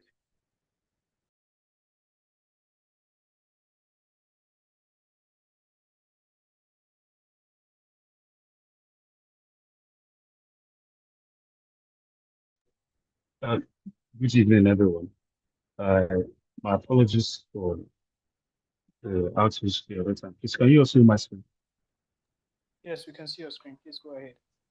I'm very sorry. I had the network outage. I had to swap from my phone to my system. So I'll be sharing our work on data breach management. Data breach involves like one of the mentors talked about all the time, especially this Janice, any type of any type of information getting into the company. So our research was basically how to manage, the situation of a data breach. So how can we manage data breach? So there are stages for management of data breach: identification, containment, investigation, and mitigation, as well as Sorry, Mr. Bisi, can you implementing hear measures. us? Oh yes, I Yes, can hear you. Can you hear me too? yes, your volume is not so high. Your voice is a bit low. Please, if you can increase your voice, then we'd really appreciate. Okay, I'll do that. Okay. What about now? Can you hear me now? Is it is it Yes, it's increased much now? better. Yes, it's much Okay. better. So I was talking about data breach management, how to manage data breach that has already occurred. We talk about identification, containment, investigation, and the mitigation of a data breach. That has to be with the management. And I think from what our mentors had earlier, post-breach investigation and prevention of further breach in the future. In the context of Nigeria, various organizations and sectors have to deal with data breaches, especially the rise of digital, especially the rise of digitization and the increased use of technology in various services in the tech industry, in the telecommunication industry, in the finance industry, in the legal industry, in virtually all the industries.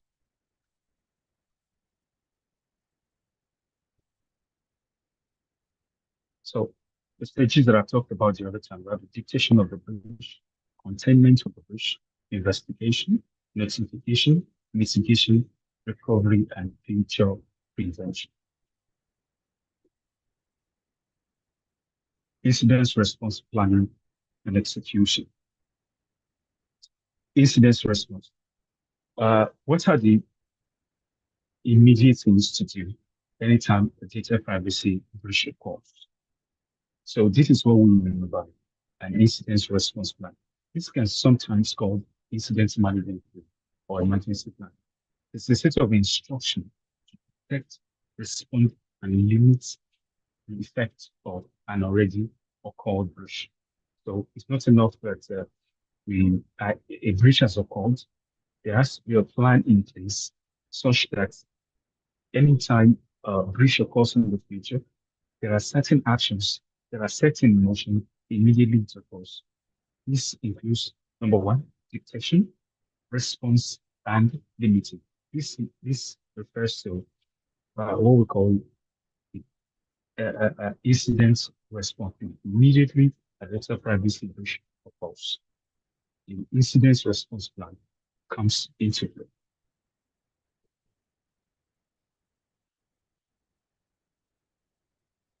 Okay, so we have two examples there of data privacy breach. The renowned examples in the world of data privacy breach. Number one is the Target Corporation data privacy breach. This is one of the most popular data privacy breach that happened in the world.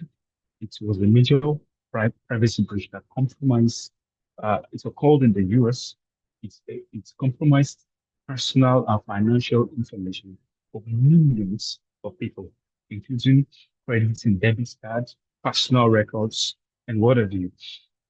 So this occurred due to a third party. The other time I remember our mentors told us that data breach can occur in various ways. But 80% of the time that the data privacy breach occurs, it's a third party interference. So this very one occurred as a result of a third party interference in the data in the data records of target corporation. Their incident response plans was criticized for being inadequate because it led to massive data breach affecting over 1 million customers. So the other time we talked about a set of principles and ideas that comes into play immediately data privacy breach occurs. In the case of Target Corporation data breach, their data response mechanism was called into question because it was able to salvage rich data of around 41 million people's data. Um, the corporation came under serious scrutiny for this. Data privacy, which highlighted importance of robust cybersecurity measures,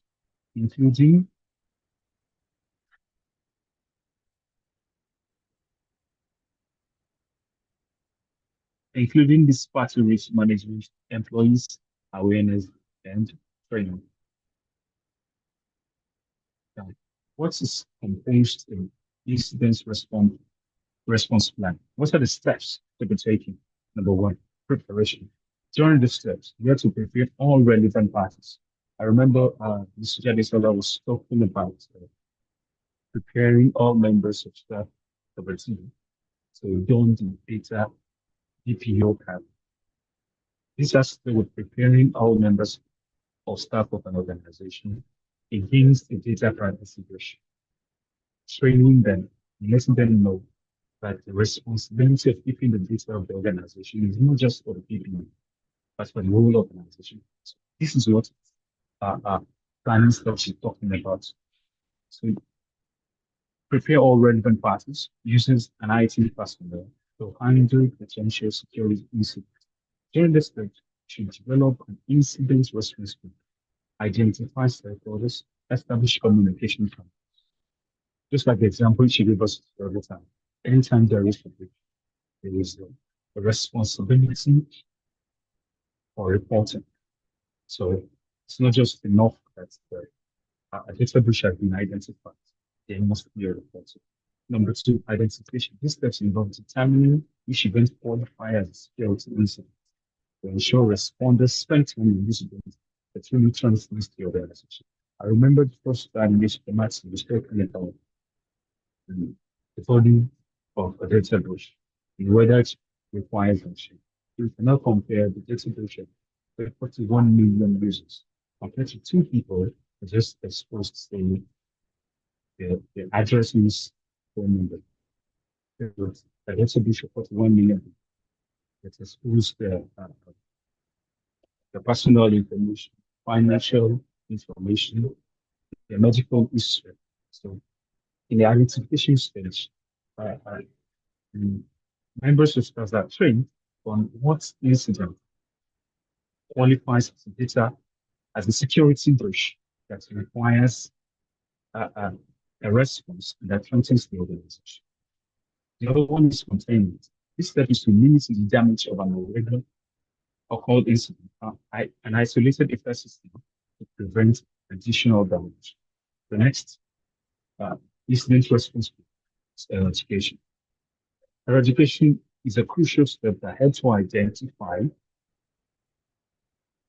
the root cause of an incident and remove all affected systems from production. The next step is recovery. After the root cause has been identified and eradicated, there needs to be a transmission to recovery of the salvageable data you can get from the data privacy. After eradicating it, you can permit the process back into production. And okay. Lessons learned. Just like Mrs. Gaddis mentioned, that it's not enough that I data privacy breach. What are the lessons learned in order to prevent future reports? Lessons learned, these steps involves keeping comparative incidents, documentation, and performing analysis to learn from bodies. The goal is to improve and ensure response efforts.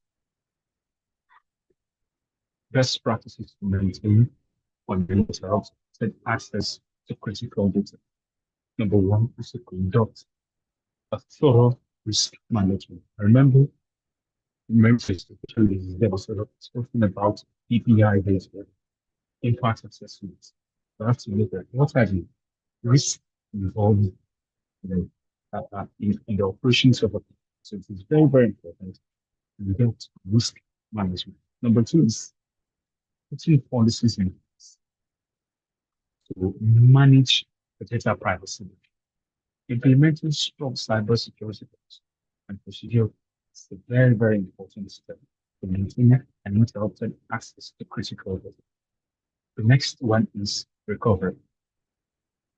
After having a DPI, after implementing strong cybersecurity policies, you can still be the data privacy breach.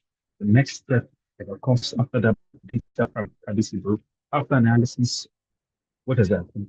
Is a recovery action. Follow response and recovery plans. These three are very, very important to maintain access to critical data and to prevent data privacy breach. Legal and regulatory compliance. This refers to a set of laws, regulation that the organization of data can control and processes follow to protect personal and sensitive information. We have the NDPR in Nigeria, and we have NDPR, which has now been replaced by another regulation from the Nigerian Data Protection Commission. This is the regulatory framework that guides data protection in Nigeria. All around the world, we had the GPR, we had the GPR in Europe, we had the CCP here in the US, now the RGPD in Mexico, and the United Kingdom, we have the Data Protection Act of 1984. Like I mentioned, there's the NDPA in Nigeria, and we have a new regulation that has replaced the NGPA. So under the Nigerian Data Protection Act, what are the relevant sections that apps on security of data? Section 39 ensures data security, integrity, and confidentiality. Section 40 it rules out the framework for reporting data privacy to the NBC within 72 hours. Below section 48, which spells out the fine for non-reporting of data privacy breach, which is $2 million to 2% of total annual revenue of the organization. I remember Mrs. Jadisola was talking about the responsibility of reporting to data and how DPUs should report data and not allow the commission to find out for themselves. Despite the fact that the commission finds in millions, not in thousands. Compliance strategies for organizations. What are the strategies that can be put in place to ensure that organizations are compliant with their responsibilities under either the NDPA, the regulation in Nigeria, the US, GDPR, the CCA in Mexico, and around the world? What are the measures? What are the compliance strategies that organizations can adopt? Number one, conduct audits. Number two, train employees. I think talked a lot about this. Strengthening cyber security. These are majorly preventive measures to ensure that data privacy, the chances of data privacy is limited, if not totally eradicated. However, breach response plan. Why are they preventive measures? It is also very, very important to have a response in case a data privacy breach occurs. Number one, identify and contain the breach. About this annually, notify regulatory bodies and mitigate risk. Consequences of non-compliance. We talked about this the other time that under the NDP, organizations will be fined $2 million or up to 2% of the total revenue. So you have legal penalties, fines, and lawsuits. The other time, I remember Mr. Martin saying that despite data privacy breaches of falling, and it's not the fault of the DPO or the organization, you can still have individuals or organizations who will be like, oh, the data breaches of fall. I know it's not your fault, but I need this. I want this. So fines and lawsuits can occur as a result of data privacy breach, reputational damage.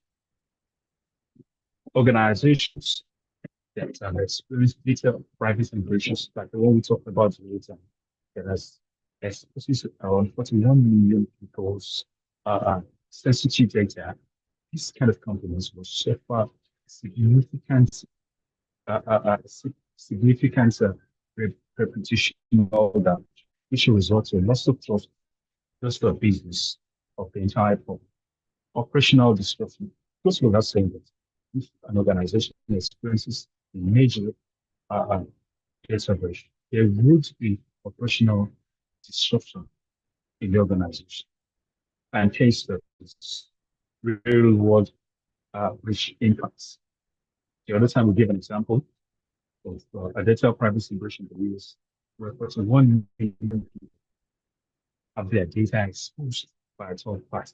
So these are some of the case studies that use an example of what data significant data privacy breaches. Benefits of cybersecurity awareness. What benefits is training members of staff of an organization on cybersecurity? What benefits it has for the organization as a number one, reduce risk. You cannot prevent what you do now. Like somebody will say, what you do now is against you. So knowledge of what to do, when to do it, and how to do it, helps to significantly reduce the risk of data privacy risk. Improved compliance, like Mrs. Jarvis said, DPOs have the responsibilities to report data privacy breaches. So if individuals in the organization, apart from the DPO, have this understanding, it helps them to comply with their responsibilities under the various data protection regulations. Increased employee confidence. When you know what to do, when to do it, and how to do it, it improves confidence and improves performance as well. Ways for effective assessment of cybersecurity programs and training initiatives. What are the ways in which the cybersecurity awareness can become more effective? Number one, knowledge retention and behavioral change. If training, cybersecurity trainings and programs are, I had for organization, there would be knowledge sharing and there would be consequent evaluation. Incident response pressures. Everybody knows what to do anytime, whatever happens. If there is a breach, somebody lost their gadgets, you know what to do as part time. Reduction in security threat. If you know what to do, if you have knowledge, if you have behavioral change, the security risk of the data privacy breach significantly reduces. Engagement and participation rates. People engage more with each other, and they're able to prevent the data privacy breach. Implementing APIs. Okay, anytime there is training, cybersecurity training, as a result of that, new KPIs are added to people's responsibilities, staff members' responsibilities. So anytime these are the things you need to do to prevent a data privacy breach. Anytime there is a breach, these are the things you're expected to do. These responsibilities are incorporated into the KPI of staff and also release performance to prevent data privacy breach. Building a resilient cybersecurity program. Cybersecurity awareness program, it goes without saying, as it helps to increase the resilience of readiness to combat or even to prevent data privacy. Expect issues and prepare to pivot. There's a readiness that comes with people having knowledge of what to do. And anytime there is an attack of that magnitude, people know what to do. Strategies for post-breach remediation and recovery.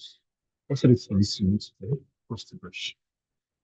I need to recover from such a breach. Number one, data restoration and backup strategies. This includes regular backup. Lots of us have automated backups on our gadgets system that backs up information on very, very secured data protection apparatus. So these also can also be used post data privacy breach.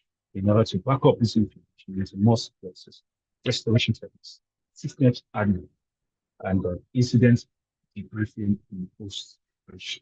Like I mentioned the other time, there needs to be a briefing and analysis, uh, sharing of knowledge and lessons on how to prevent uh, such occurrence in the future. Come to the end of our presentation. Thank you very much. Okay, thank you very much, Mr. BC, for your presentation. Well done to you and your team for putting that presentation together. So quickly, I think we've handled questions, right? So we'll just be taking feedback from the mentors and then we'll be calling it a night. So we'll start with Mr. Matthew, based off of the presentation that was made by Group 1 and 2. Sir, do you have any feedbacks for the mentees? Give me one minute, please.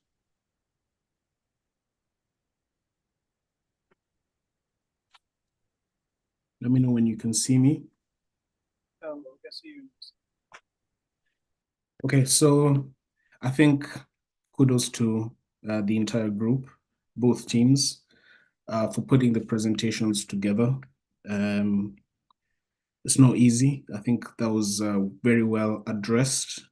I think probably Group 1 and Group 2 chose different approaches because Fortune, the presentation was very well delivered.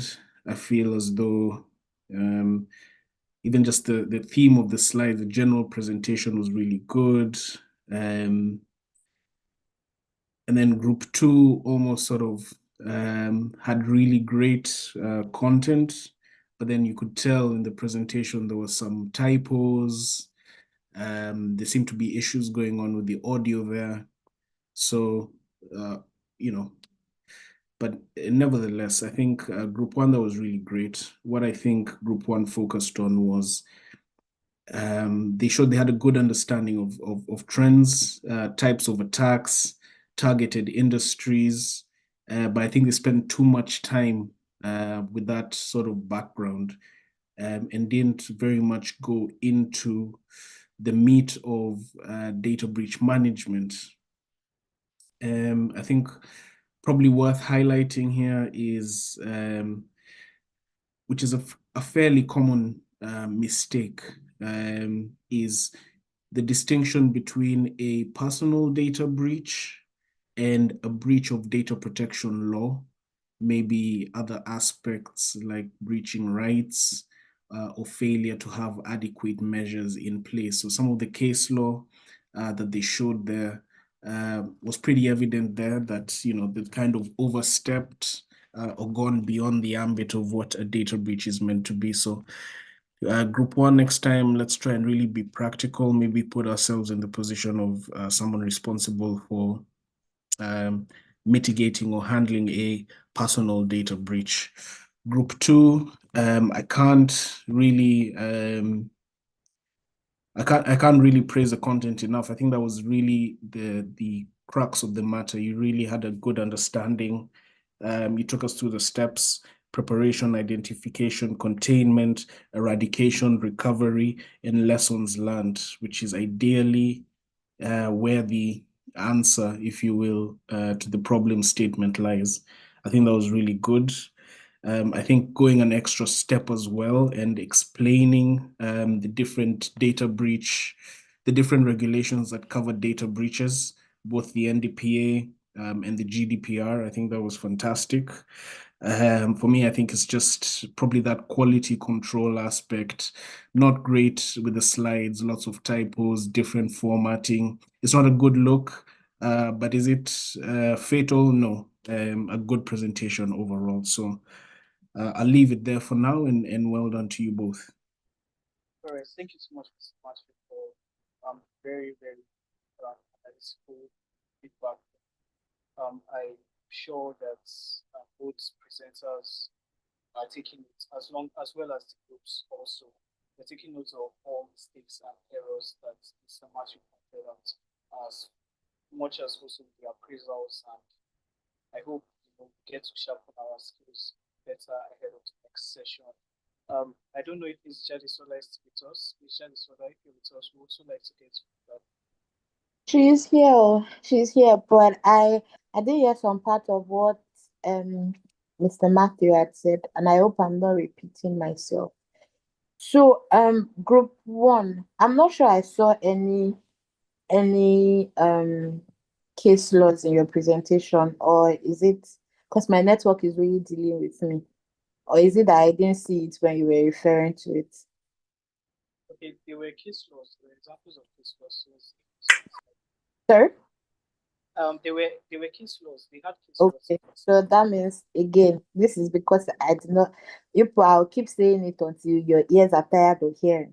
It was because I did not see the presentation. But group two, there was one case that you cited, and I wanted you to explain to me how it ties with data breach management, and that's the one that I can't remember, the one that has to do with TikTok.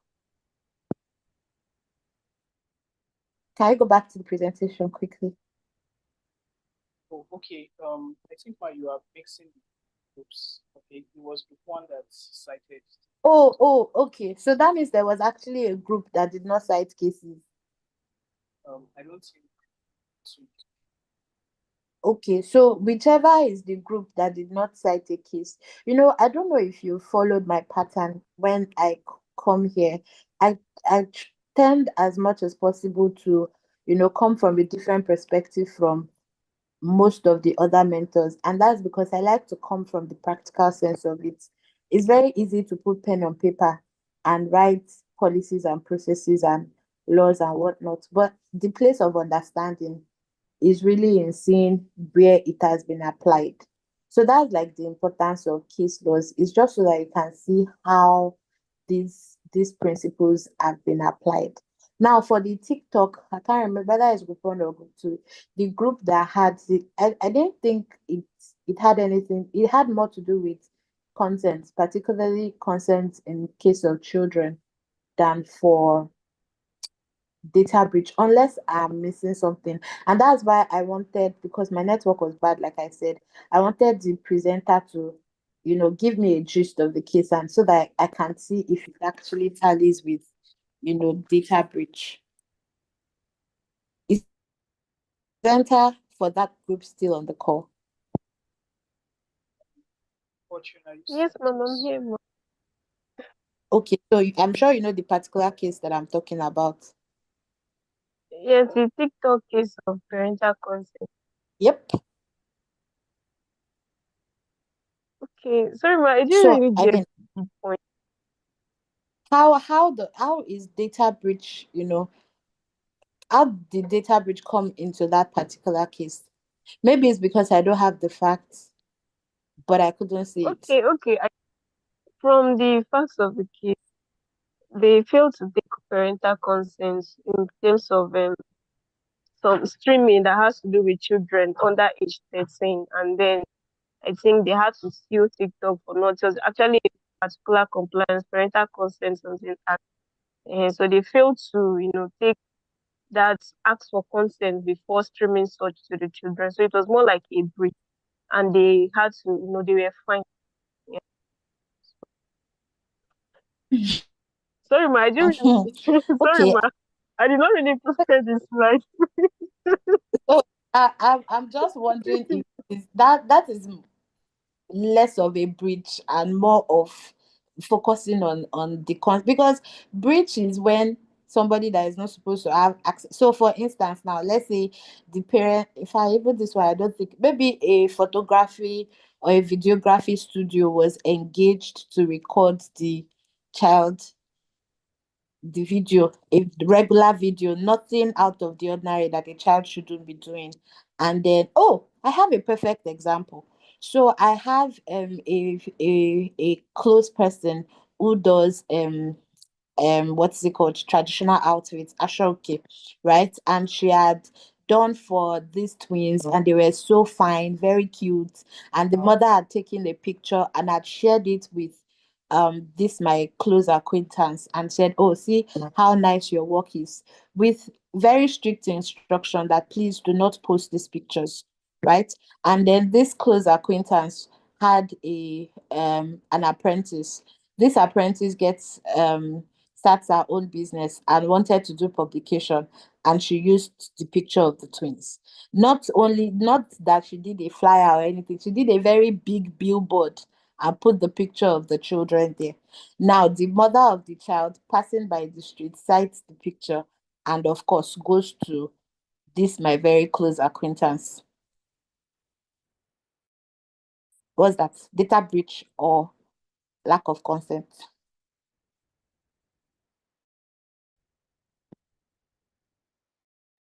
Or both?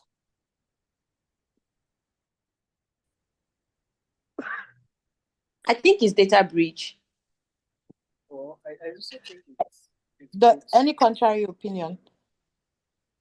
Both. I can see somebody say both. I think it's both. No? It's both. I agree with you. I think it's both. And what I'm trying to say is that the apprentice didn't have, she's not supposed to be in possession of that picture in the first place because it was shared by the mother of the children with the express what is it called, instruction that it should just be with that my close acquaintance, that this is just for your viewing pleasure. It was not for her to have been sharing it with her apprentice. It should not have been in possession of the apprentice in the first place. So that is more of data breach. If that is the instance in that TikTok case, I may take it. But that case, I think it is more of consent and has almost nothing to do with what is it called? Data breach. So it is important, not just that because you think Mr. Solomon will ask you where are your cases. Don't just pack cases. Understand the facts and you may have a contrary opinion actually. Like I said, I'm not seized with the fine details of the facts, but from what I can see, I don't think so. But if you are going to use a case, then you have to tell us exactly how it tallies with the topic that we are handling. That is how we are able to understand what you are trying to show us. That's basically what I wanted to say. Right. Okay. This case that I actually cited, real life scenario. Unfortunately, the father of the children had another wife, and the man is a military person. And the first wife was the first person that saw the picture of the children. She had gone home to cause problems. It caused a lot of problems. Now, it may seem funny, but this is one of the things this is just for one person. A whole family was ruined. A side chick was discovered. You know, funny, but data breach, right? So I just wanted to say that. I think that's the comments that I have. Time is fast spent. Let's move on from here. All right. Thank you so much, Mr. Express comments on topic or the presentation rather. So please, can we? Okay, just before we close, I think we've done almost everything. But I would still want us to take maybe a question or two before we completely round up for today. So do we still have question that? Do we still have questions? Yes, I have a question, please. Please go ahead. Hello, good evening, ma. Thank you so much for your presentation. Please, regarding this last explanations you gave, the lady made a post of her twin, and then at the end of the post, she wrote there, "This is just for your views and should not be used for any other purpose." Don't you think it is more of data breach to consent? Because what if your close acquaintance could raise up a defense in court saying that at the time she wanted to sort her consent, she never found the lady to seek the consent. And as such, she went ahead using those pictures with the view to seeking the consent later. Don't you think it's more of data breach because of that exclusion clause? Exclusion clause. It's like I'm posting my picture of myself and my family on Facebook, and someone else comes to pick up that picture and uses that picture for something else. Meanwhile, I'd already written my exclusion clause attached to that picture, which also in a way has to do with my infringement or breach also of my data. So don't you think that is more, data breach to consent? Because if this defense is raised, the data breach would actually override the consent aspect. Thank you, ma. Okay, so this let me first paint the scenario. The picture wasn't posted. So somebody sold something for my children. Then I took pictures of my children and I sent it to the person that made the clothes to say, "Oh, see how it looks so nice on them." And I told you as I'm sending you that picture that I'm sending this to you just so that you can see how the clothes fit the children. Please don't use it for publicity. Don't use it on your flyer. Don't use it on anything. That's the case that I had painted. And we had also said that it is a case of both, right? We didn't say that it is consent. We said it is a case of both.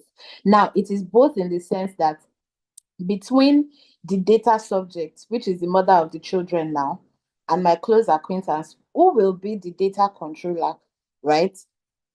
I have sent it to you, and it is supposed to be just between me and you. But immediately the apprentice had access to those pictures, then a breach has occurred, right? Now, Okay, if the yes, apprentice ma'am. had come in contact with the picture and she had gone back to the mother of the children, which she couldn't have because she was not supposed to, be in custody of the pictures, for instance. But arguably, she's a member of the data controller, she's a staff.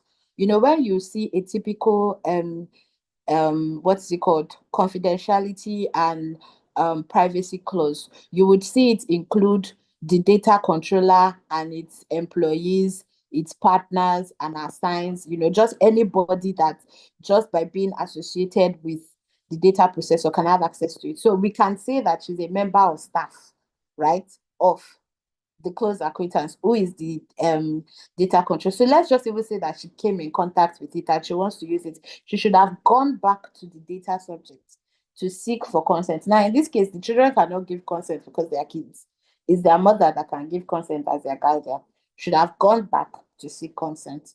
So I agree with you to say it is more of data breach, but I think it's a case of both, right? And that's what we had said from the beginning, that I was using it for an example of data breach actually. And I was trying to point to the fact that the example that was given, not my example, the example in the presentation was more of consent than data breach. So I think it's a miscommunication or misunderstanding already. Do you understand? All right, ma. Thank you so much, ma'am. Guided. Thank you, ma. All right. Thank you very much, Ms. Jadisola, and thank you, Fina, for your question. We will take one more question and we'll call it a day. Is there any more question?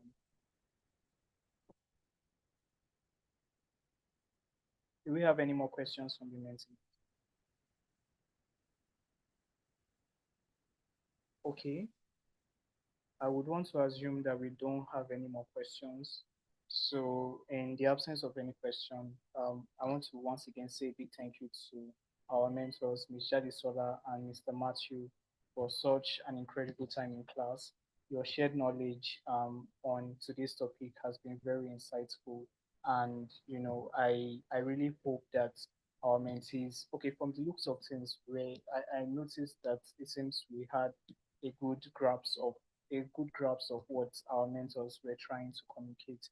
I also want to believe that we would be taking into consideration every correction or feedback that was made by the mentors in regards to the presentations that were made for us to become better, more better at delivering our presentation, making our presentation, and also delivering them. Thank you once again for your presence in class and staying up to this time. That is for the mentees. I look forward to having you all in attendance in the next class with also full attendance, like we having a full class early on. Please make sure to always be present at the very start of class, right? So that we don't have an empty class at the start. So please do well to share what you have learned today on your social media platforms. Tag our mentors. Help to spread the word, right? Help to spread the word. And also, please make sure to fill in the attendance if you were present in the class today.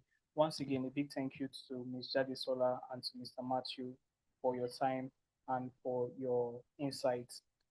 we wish everyone, or I wish everyone, a wonderful night rest. Please do enjoy the rest of your evening, and good night from my end.